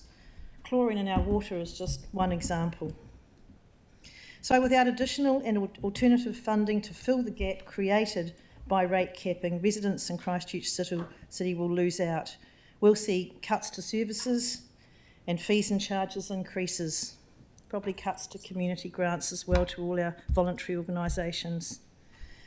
And so I think this is a really good submission that has encompassed all of these points and more. And it's emphasised the fact that the cost of running, maintaining, renewing and investing in a city and its people has faced massive increases and can no longer rely on rates income alone. So additional funding is what we need alongside a rates cap if we're going to have a rates cap. Thank you. Thank you, Sam. Yeah, thank you. I'll support the submission. I do support the general principle of limiting rate increases, because I think, you know, you hear that feedback time and time again when you're out talking to people. They genuinely cannot afford it. But I also agree with Pauline in the sense that government do need to pay their fair share. It does not make sense that they do not pay rates on their buildings, and it does not make sense that in some cases they do not pay development contributions. So I think, you know, there's a sort of, if you're looking holistically at it, we can go, yep, we can limit what we can do in terms of our increases. We can get government to you know, contribute more in their space. But there's a lot more that can be done in terms of the regulatory side of how councils and government work together, where we create a lot of bureaucracy through often legislation that actually adds no value to the city. And you think about some of the reports that the teams have to write every year that we consider for a minute and a half, and you think, actually, is that really adding any productive value to the economy of New Zealand or the people of Christchurch? And it's not. So, you know, I think the intent is good. The one thing that I think, you know, look, I actually suspect both sides of Parliament will land on a rates cap. The balance will be, the range will be where it differs. Neither of them have wanted to fund councils except for rates caps and their direct contributions. So, you know, maybe they can get some cross-party support on that, which would be quite helpful as well. But I think we just have to be cognizant of, you know, people are under massive pressure, and how do we keep the city moving forward. And I think if the government could change one thing from this, if they do nothing else, I think it's to allow us to exclude growth from the rates increase. So we should not be penalised for the city growing. If we have, because, you know, as we had the deputation from the CSO before, if people are wanting to move to Christchurch, invest money here, build here, then we should be rewarded for that. The city should not be penalised when, you know, because we're getting more people building here, that somehow we need to limit that. So that should be the cream on the top. That's always how we've treated it as a city, and that shouldn't change. So if we could do that, I think that would, if they do one thing, that would be it. But you know, we do have other levers at our disposal, and I promised myself I wouldn't say enable today, so I won't say it. But there are things we can do that will continue to grow the city, and you know, I'm sure we can. Right, Kelly. Oh, sorry, Yanni. You look similar. Thank you. I endorse the comments that have been made, except for the previous one. I promised myself I wouldn't say Scotland's Road, but I will. And in the submission, you know, Kiwi Rail. I mean, the money we're spending on Kiwi Rail, and there's no better example than the 6.9 million that Kiwi Rail and government are forcing us to try and spend at Scotland's Road for a crossing which, you know, just doesn't need that quantum of funding. And I note in our report we do make reference to what we're going to spend in 2026. We don't make reference to what we're going to spend in total over the several years. But I absolutely agree with the fact that we need to look at rates affordability, and we need to look at what government can do to actually reduce the burden and the bureaucracy of how we do things. And the best example that I can think of is the $300,000 for a business case for one set of traffic lights on Morehouse and Stewart Street that apparently is some sort of NZTA requirement. I cannot accept that it would take, you know, $300,000, which you could work out to be 2 traffic engineers working full time for a year, to come up with a business case just to get approval to build a set of traffic lights. We need to keep going back to government and saying, if you want to reduce the impact of rates on people, then there are levers that you can pull. like the chlorination issue that we've been forced to spend extraordinary amounts of money on, like the Kiwi Rail issue, and like some of the NZTA bureaucracy. So I support the submission. I thank staff for the work that they've done on it. And I do think we need to be mindful of costs, but we also need to put pressure on government to reduce what we're being required to do. Thank you, Brad. Aaron, please. Yeah, actually, I agree with all the speakers, or points of what all the speakers have said this morning is absolutely correct. But the one bit I want to raise, because I have a lot of people in my ward looking forward to rates capping. They absolutely celebrate the concept because of the amount we put rates up. Councils have to get their spending under control. There's a bit of work needs to be done at this table. I remember when Andre Moore was first elected, and we went into the annual plan, and he was looking forward to what we were going to talk about and kept raising it on the things that he was looking at, and then we decided as a group, no, that's too much for our levels of service, and it has to go to an LTP. Then at the LTP time, no, we won't do this now. We just don't look at it. We spend way too much money. It's eye-watering. It's not the what we're spending on, it's how we spend it. And the old, and I remember going to, when Leanne was quite early on and as mayor, and we went to the opening of Fish and Game on Johns Road, and it's a really nice building, lots of stonework, it's got cedar shingles and stuff, it's similar to my house, and just down the road, but it looked fantastic. And so I went to the builder that was there, and there was one problem. There was a lip in the aluminium joinery I complained about because it wasn't wheelchair friendly, but beyond that the rest was great.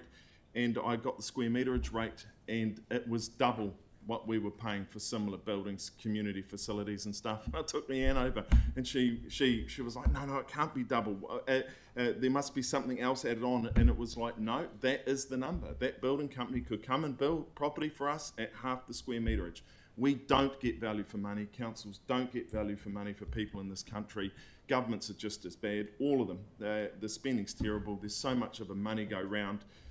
That it has to be reined in because it's non-productive spend. Productive spend's fine, but non-productive spend with money go rounds is pointless, and Scrutton's Road's a great example of that. And we've got the same problem over in Radcliffe Road. The kids have to walk on the side of the road because we're held up by Kiwi Rail. What an absolute nonsense. So the nonsense needs to be knocked on the head because people can't afford it. Thank you. So we've got a mover and seconder, and a very good discussion. Thank you very much, everyone. I'll put that motion. All those in favour? Aye. Against? Thank you. That is carried. We're now up to number 12, the Canterbury Local Authorities Triennial Agreement, which is housekeeping, but there may be some question. Sam's happy to move it, and Mark's happy to second it. Is that right, Mark? Yeah. Yeah, and Yanni has a question. And then, well. Thank you. So in the agreement in paragraph 15, it says the Canterbury Mayoral Forum will continue to provide governance of the Canterbury water management strategy. I'm just wondering what would be the proposed wording to remove that oversight from the Mayoral Forum? Like, how could we remove that responsibility if we don't agree that the Mayoral Forum should have governance of the water management strategy? Can we do that today? And what would be the appropriate wording?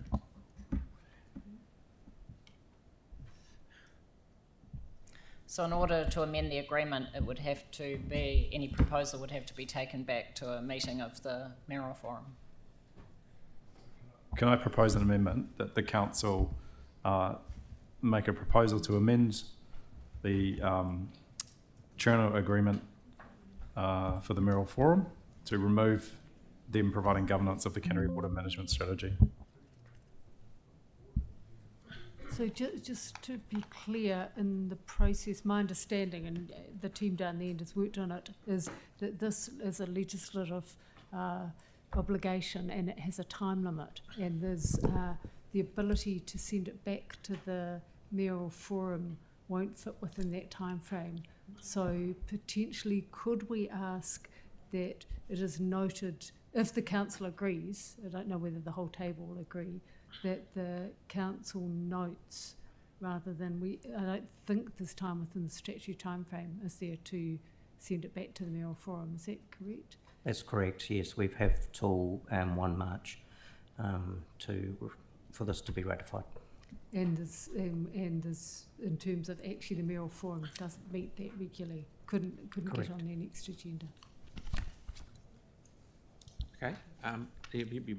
Melanie, you done? Oh, sorry. Debate. Nathaniel and then Pauline. Yeah, so I was going to say I'll probably just abstain because I've got a lot of issues and reservations, but it was all development was done before I was in term, so it would be inappropriate for me to try and alter it. So that's just where I'm at. Thank you. Thank you, mate. Pauline? It's a question really for Yanni. If the mayoral forum wasn't the body to govern the Canterbury Water Management Strategy, where would it sit, do you think? Or is it a question for staff? Is there anywhere else that could sit? Not that I'm aware of. So Yanni, what would your intention be with it?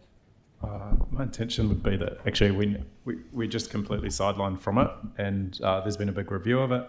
I don't believe it's been particularly effective, so I think there needs to be a different forum around it, and that could just be that can be a partnership agreement between councils. Doesn't need to be the mayoral forum. So that might be something that you'd put in the noting provision that. And again, I haven't worked on this, and I know that it did come to, there was a drop-in centre, and this wasn't drop-in with councillors, and you had the opportunity to have feedback, and this wasn't raised, which would have given us time to take it back. I did raise it. But I think that would be difficult to get. I'll just have my vote recorded against it if that's councils easier. to sign up to a partnership agreement. Have we had any approach to them asking them to sign up for a partnership agreement? And no. No. No. Tyler, please. Question's been answered. Thank you. Timothy. That's right. I've been called worse, don't worry. Just with regards to the administration costs, how is that divided between the councils? Is that, So the regional council bears the cost of the secretariat that supports the mayoral forum, and that is the cost of that drawn from the regional rate. Okay, thank you. Okay, so we've had a question. Now we'll go into discussion debate. Melanie, you wanted to say something, please? Yep. I'm not actually going to support this today. The main reason for that is just the basis that the Canterbury Mayoral Forum, so it says here that it's the main way that our local neighbouring councils work together, and essentially I don't feel like that is actually the most effective way that it could operate, because us as councillors really have next to no input into it, in fact, and know very little about it. And I don't think it's the right way for our councils to be working together. I think the idea of having an agreement is good, but I don't like the Canterbury Mayoral Forum model, so I won't be supporting it. Yanni? I concur with those sentiments. The Canterbury Mayoral Forum was responsible for the loss of a democratically elected ECAN in our region. I will never forgive them for that. I think people were underserved as a result, and they had a huge loss of democracy for nearly a decade as a result. So, in my view, we can do joint agreements with our neighbouring councils. We can set up joint committees with neighbouring councils. I'd much prefer that we do that on specific issues like water management than delegate that to the mayoral forum. The reality is that the Canterbury Water Management Strategy, I have raised on a number of occasions my concern that the targets have not been met to improve water quality, and what we are seeing is a massive risk of the huge increase in nitrates going into our groundwater. And this is something that over the time that the Canterbury Mayoral Forum has had jurisdiction, the environmental concerns are increasing, not reducing, despite what was said would be done at the time. So in my view, just simply allowing the Canterbury Mayoral Forum to continue to have governance oversight of the Canterbury Water Management Strategy is not a good thing at all. In fact, it is harming our environment, and it is not providing the protection that we need. So I won't be supporting this today. I think there are other forums and mechanisms that we can work with our neighbouring councils on, but this is not the one that I prefer. Okay, thank you. Tyler? I'm in contrast to my colleagues. I actually am okay with it because I believe that the mayor was democratically elected to be able to be in this role to make these decisions on behalf of the city. But at the same time, the mayor's also made some significant improvements from when he first got elected to actually consulting with us quite regularly. And have I? there were a couple of little boo-boos there, Mr. Mayor. But I actually am okay with this. The thing that I'm seeing in this agreement is it's based on good faith with other regions and giving everyone a no surprises basis, particularly when it relates to anything that may be detrimental to those other regions. And I think at the moment you're doing a pretty good job, Mr. Mayor, so I'm cool with it. Kia ora. Okay, you can keep going all day.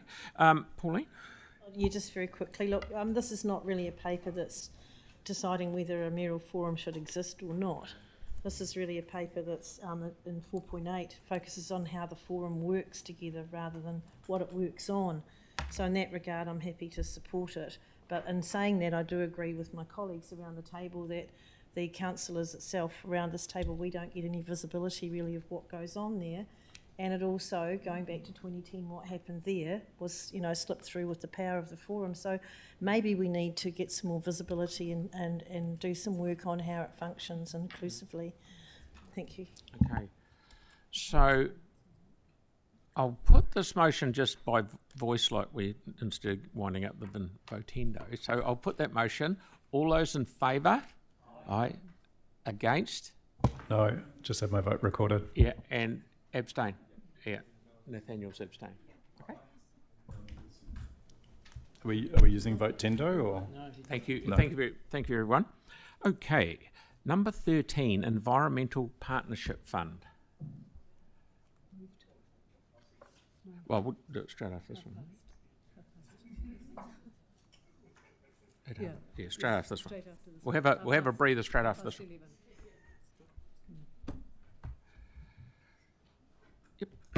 Okay.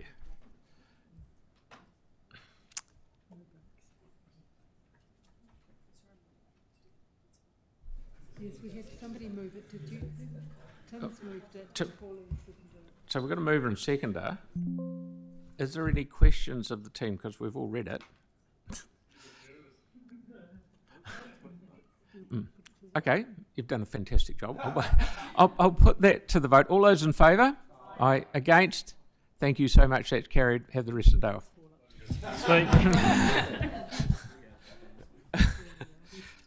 Okay, so we'll now have a break for 15 minutes. We'll say 11:45.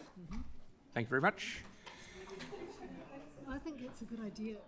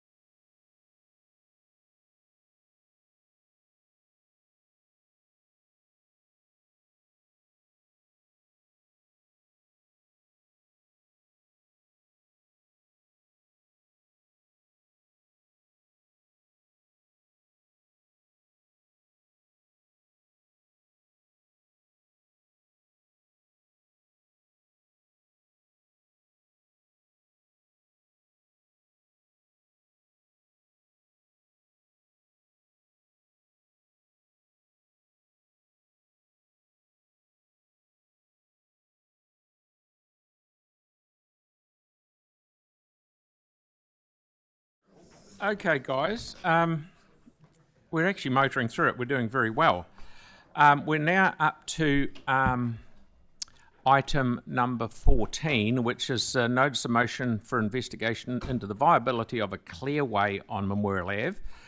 David's happy to move it, and I'm more than happy to second it. And I'd like David to introduce it, please.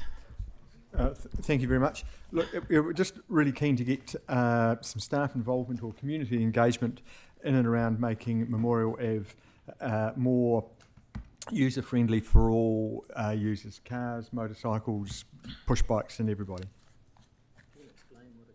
So for Clearway, I've just been asked by here what to explain. Many of you have seen them. I know Kelly was just talking about one on Hills Road, there's one on Carlton Mill Road. It's where a section of the road, either the left or the right-hand side, has, for a time period, it could be an hour, it could be 2 hours, where you're not allowed to park. And then when it's not outside of those time frames, it's you're allowed, a resident or contractor or whoever can park there. So it aids for efficient travel. That's right, and just to add to that, David, it's from on Memorial Ave from Burnside High into Fendleton Road. Yeah, so you're thinking about the cross traffic going through to the university. You've got Jelly Park Pool. You've got Burnside High. You've got high community area. Not to mention people travelling out to the airport. And just correct me if I'm wrong. It'll be a clearway on one side of the road in the morning, and this clearway on the other. It's not both sides of the road at the same time. That is correct. Okay. It's where the peak traffic is needing to flow. It's to minimise congestion. Okay. All right. Any questions of young David?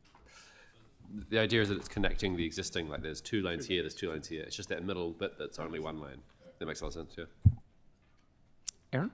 Paul? Yeah, it would be good in the investigation if the timing is examined, because it's one spot where you may need 2 lanes at peak times morning and night because of the flow out to the airport and to the university, as well as it's one of the only ones where that happens, rather than a main road that's all busy in the morning in and then busy out at night.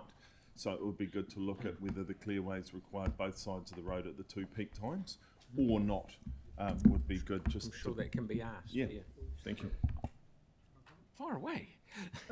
Just on that, Councillor Keown, the part of what the team will be talking to the community board about is the previous bit of work that was done on, and there was a number of options looked at, which included exactly what you've just described. So they're going to talk about all that stuff with the board. Okay, yeah, good work. Pauline, please. It's going to be my question. The work done in 2019 said changes since 2019. A business case was completed in 2019, which recommended 2 laning the airport bound side and leaving the city bound side single. So what's changed since that business case, and what is likely to change? Has there been other factors that have changed the environment? Or?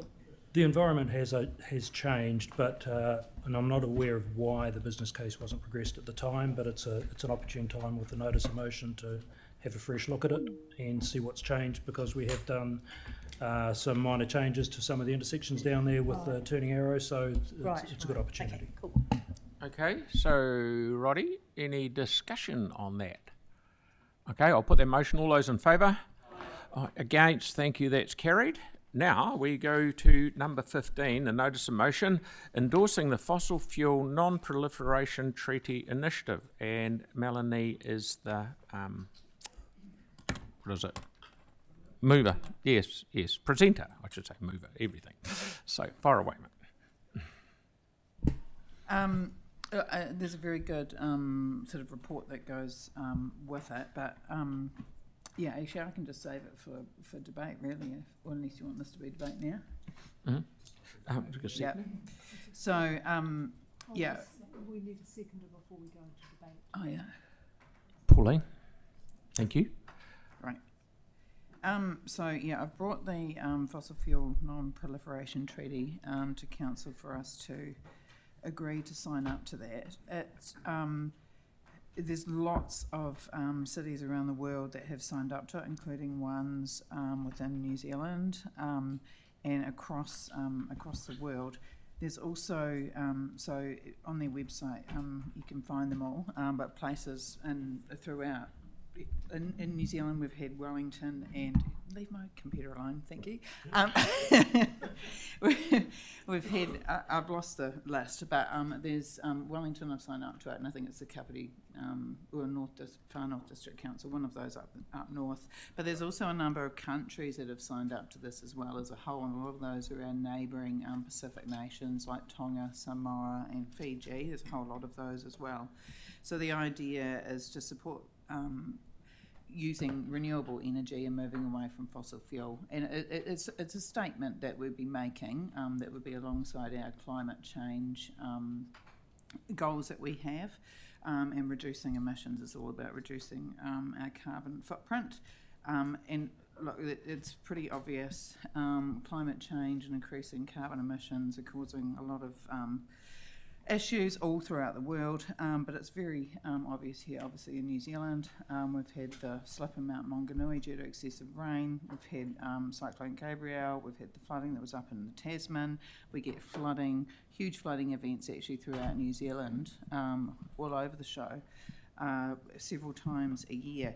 And we're now at the point with sea level rise and these climate disasters where insurance companies are now starting to not insure houses and over on the west coast. Yeah, and in Woodend. That was to do with earthquakes, but so it's something that's going to become more and more frequent that we need to be kind of ahead of. The best way to deal with this, we can adapt as much as we like. We can spend as much money as we want on adaptation. But actually, if we just say we don't want to support using fossil fuels anymore, we want to, which we're already doing, but this puts a line in the sand and supports other countries and cities around the world, then we can hope to reduce, the increase in our global temperatures and hope that, we don't get to a point where the severity of all these climate disasters is just beyond what humanity can cope with. So I urge you to support this today. It's not going to cost us anything, and it supports our climate goals. Okay, so any questions of Melanie? Yeah, no, well, yeah, all right. We'll go into debate. No, we're question anyway. So yeah. Okay, who would like to be first? Pauline. Look, I just endorse it, and thanks, Melanie, for bringing this.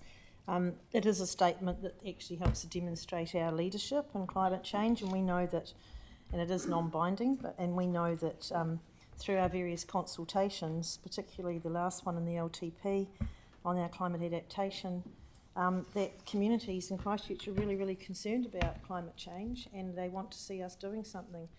So this sends a very clear message that we are taking it seriously, and we want to join in the treaty and the cities around the world to reduce our fossil fuel dependency. And I also think it's a great opportunity for innovations. We've got hydrogen and solar and all sorts of other things we can do, and who knows what else will come out of this. So, and we talk about earthquakes as well. I wonder if we're getting more earthquakes because we're taking all the oil out of the ground. That's just my personal question. I don't know, but you've got to think, something space there. So, anyway, I wandered off there a wee bit, but no, I really think this is a good thing to sign up to, and it's not going to cost us anything. It's non-binding, but it's a really good message to our city who've told us that they care about climate change. Thank you. Okay. Who's next? Timothy. Yeah, thank you. While in principle I really like this, but after seeing America moving to Venezuela, which has the largest reserves of oil in the world, and the recent carve-up with regards to the American oil companies in Venezuela, I lose faith when our media don't cover any of this in detail, yet they'll cover bits and pieces. That's the real problem. That's the real reason why governments aren't doing anything, because of greed. So I'm actually not going to support this today. I think that we should be sending a message to our government and the United Nations and others that it is time to get serious and stop talking the bullshit. Thank you. Okay, has that lit anyone else up to say anything? Okay, Aaron? Yeah,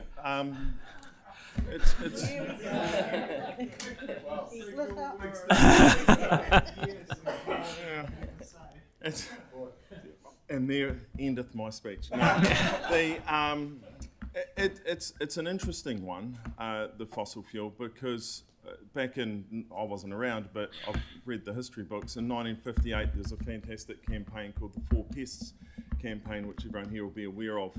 And there was the leader of the Chinese Communist Party, Chairman Mao, saw the sparrows eating the insects on the plants and said, right, let's get rid of the sparrows, put a bounty on them, and more than 1 billion sparrows were killed as part of the program. And what that led to was the starvation of between 35 and 45 million people because the sparrows weren't actually eating the crops like the leaders thought. They were actually eating the insects that were eating the crops, but no one was allowed to speak up to them and question that, so 35 to 45 million people had to die. That aside, and my point of raising that is that having no fossil fuel will lead to way more starvation than was caused by that, because fossil fuel is what gives the world food, it gives the world medicine, it gives the world so many things. We need a transition away from fossil fuel, and as raised by Councillor Cotter, my concern's more about when the fossil fuel runs out, the world will collapse.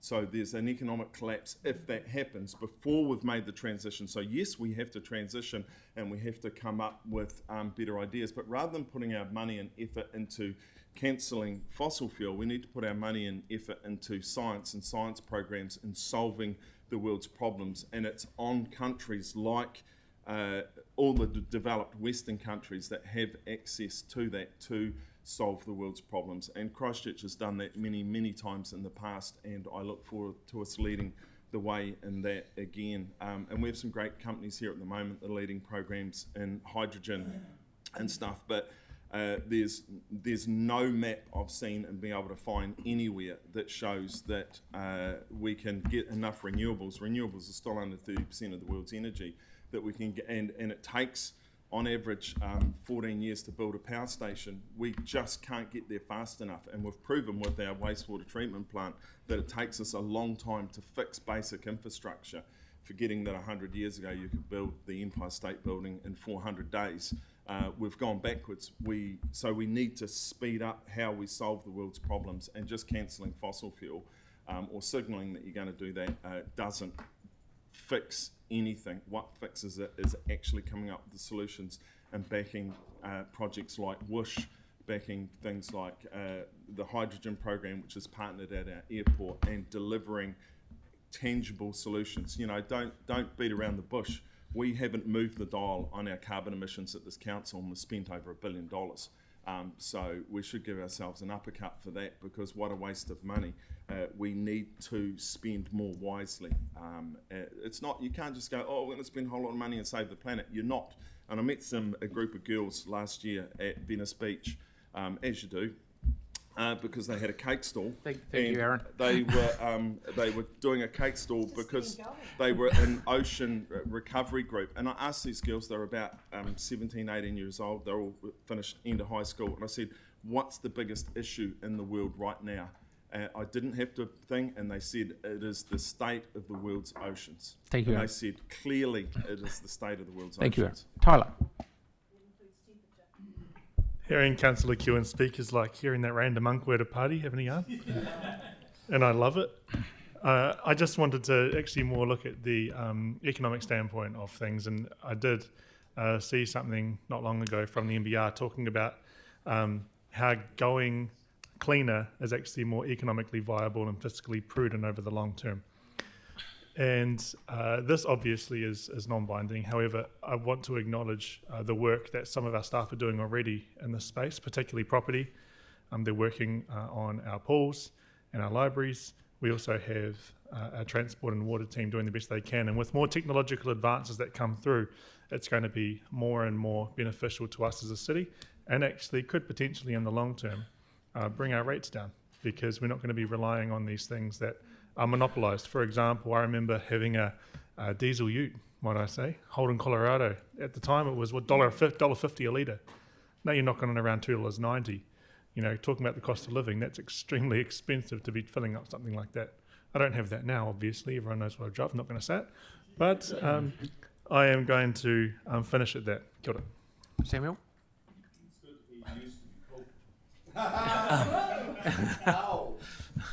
Yeah, I won't support this on the basis that we own a port and an airport. Right. My turn. It makes it sound, in my view, that we're not doing anything. We have to sign up this to make us do something. Now, I'm very proud of what the council is doing. I can't see signing up to this will make bugger all difference on what we're doing already. We've got electric boilers we're changing here. ECAN has spent millions of dollars on electric buses. We're doing 300 hectares of solar at the airport, which is over $200 million. Hundreds and thousands of dollars on electric mowers and vans and light trucks for our in-house parks team. Global Bus Ventures, right at this second, have got 15 brand new diesel trucks out there. They're taking the diesel motors out and turning them into hydrogen, because hydrogen is here, yahoo, next Monday. So that will mean that they can use hydrogen trucks in Christchurch. H.W. Richardson is doing the same thing. And as Aaron said, our airport is already with a group working with Airbus on hydrogen and electric-powered aeroplanes. So I can't see the benefit. I can't see what difference it'll make to what we're already doing. I think we're leading the way. So signing up to this, I can't see it. Kel. Yeah, thank you, Mr. Mayor. I applaud the sentiment of what Mel's trying to do here and others. I think that, I'm old school. It's taken me a wee while to embrace the concept of renewable energy. Recently got an electric car and also solar power, and I think that renewable energy is certainly the future, and we should be putting all our efforts into continuing to explore those opportunities and sort of science our way out of the problems that we have in this world. I'm just not sure that that this is anything other than sending a message. I love the fact that places like Trans Waste, of which I've recently become a director, has its first electric truck. That the last organisation I was the director of, Venues Otatahi, is replacing boilers and doing all sorts of really positive things. I feel like actions speak louder than words, and our organisation is doing as much as it can in a practical way to actually make a difference rather than just talking about it. So I won't be supporting this today. Okay, and Melanie's right a reply, please.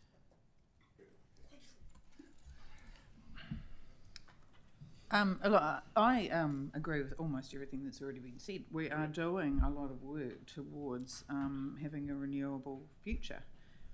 So why are we afraid to sign up to something that says that that's what we support? And support countries like Samoa and Tonga who, fear of going underwater in the future. Why can't we just sign up to that? I can't understand why anyone around here would sit and say, yes, we're doing a lot of things, but we're not. We're too afraid to write our council's name and endorse a treaty. It makes no sense to me. So this is about. It is about putting our name to something, and it is about supporting it in words, because otherwise, our country is not on this fossil fuel treaty website. Our city isn't. Our country could be, actually, if our country decided to sign up to this as well. This is what we're asking for. We are doing a lot here in Christchurch. Our city and our people are very concerned about the effects of climate change and how much it's going to cost in the future. Are we going to be bailing out people, when they need to move out away from the coastline, all those sorts of things? These are huge concerns that are ongoing for eternity into the future. And by endorsing this and supporting other countries that are suffering in the way that we are, it's the right thing to do. So we're already doing this, so just there's no harm in signing up to do it whatsoever, and it's supporting our fellow countries and our fellow councils and saying that we intend to do the right thing. It's not about banning fossil fuels. This is about moving towards renewable energy, which we're already doing. And I agree with you, Aaron. We need fossil fuels if we want them to last and not run out, so we can use them a small amount in the future, which will probably be happening. We need to ration those things, and so we need to be moving on to renewable energy as soon as we can, and encouraging other countries and other cities to take the same view that we have. So please agree to sign up today. Okay, so nothing else. We'll throw it out on the Votendo thing, ladies and gentlemen. Sorry, I should have given you a wee bit more heads up. Everyone clutches for their phone. Right.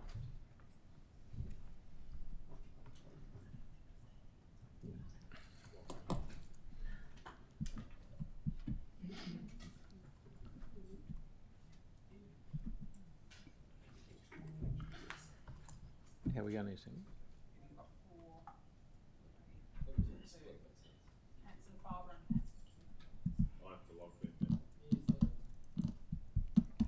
Sorry, I should have given you a wee bit more notice. But then you can have your vote.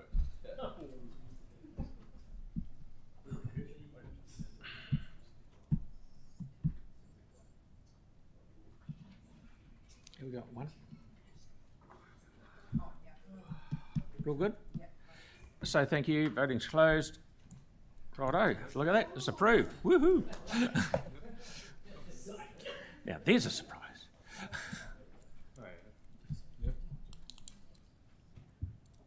Okay, that's carried.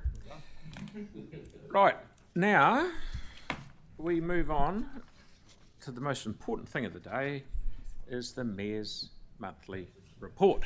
Once upon a time. Okay, now one thing, there is one bit that I know you will read it, but there's one bit I'd actually want to go through and read. I just want to acknowledge the families and communities across the North Island who are grieving and beginning their recovery process following the recent tragic events.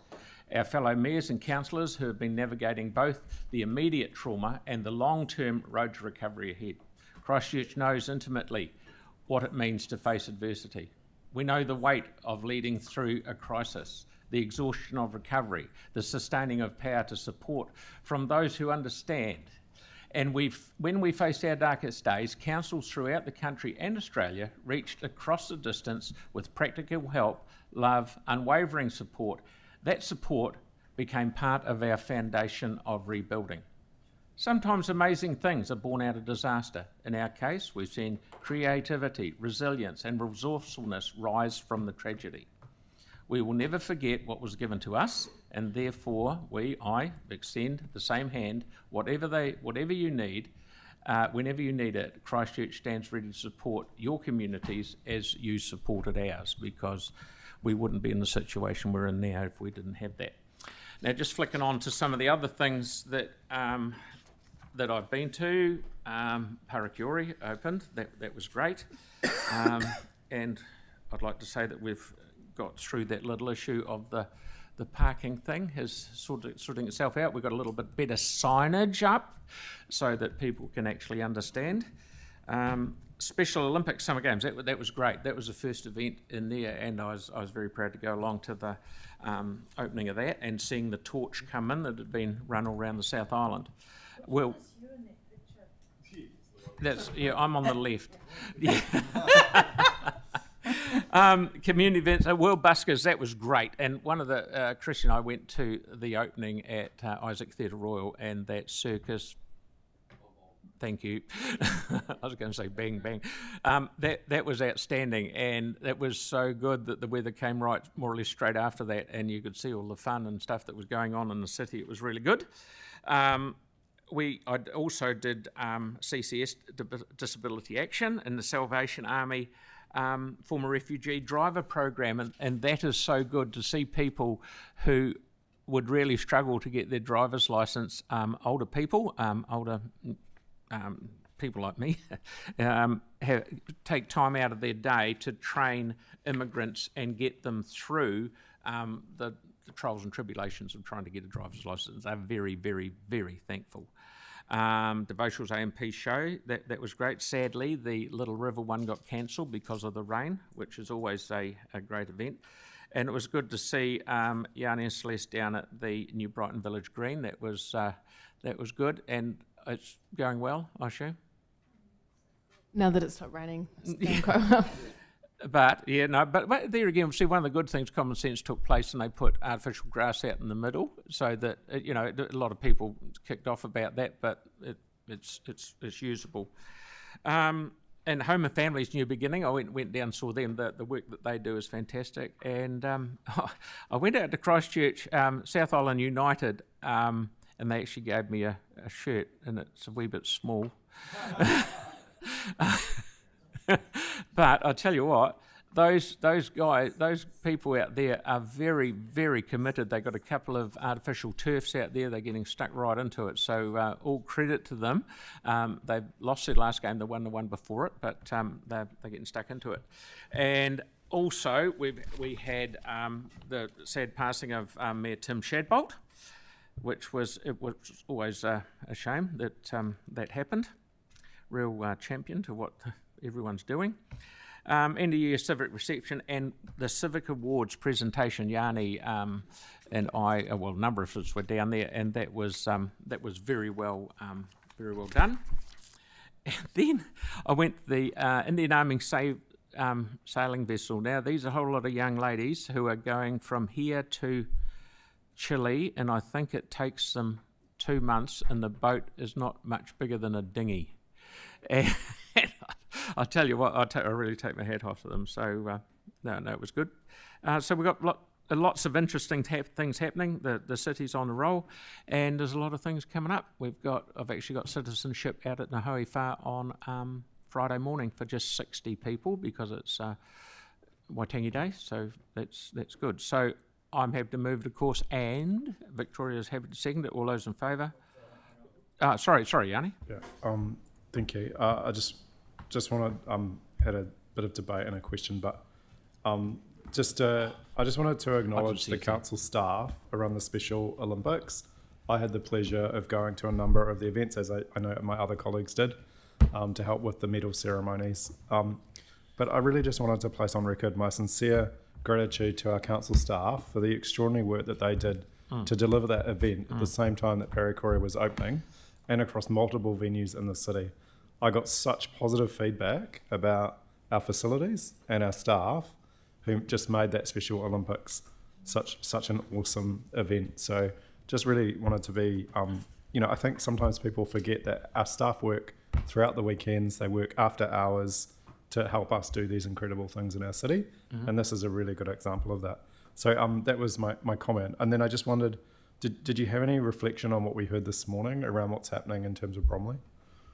Me? You're asking me? Yeah, because we've obviously heard some pretty emotional stuff this morning. One of the good things, none of it's good, but as you went as well to the meeting last night and today, the thing that has been brought home is, and I must say that Jackie's presentation was absolutely outstanding.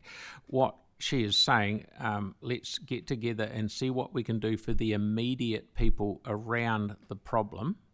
Fair enough, might be some people in Miraval said, I can smell that.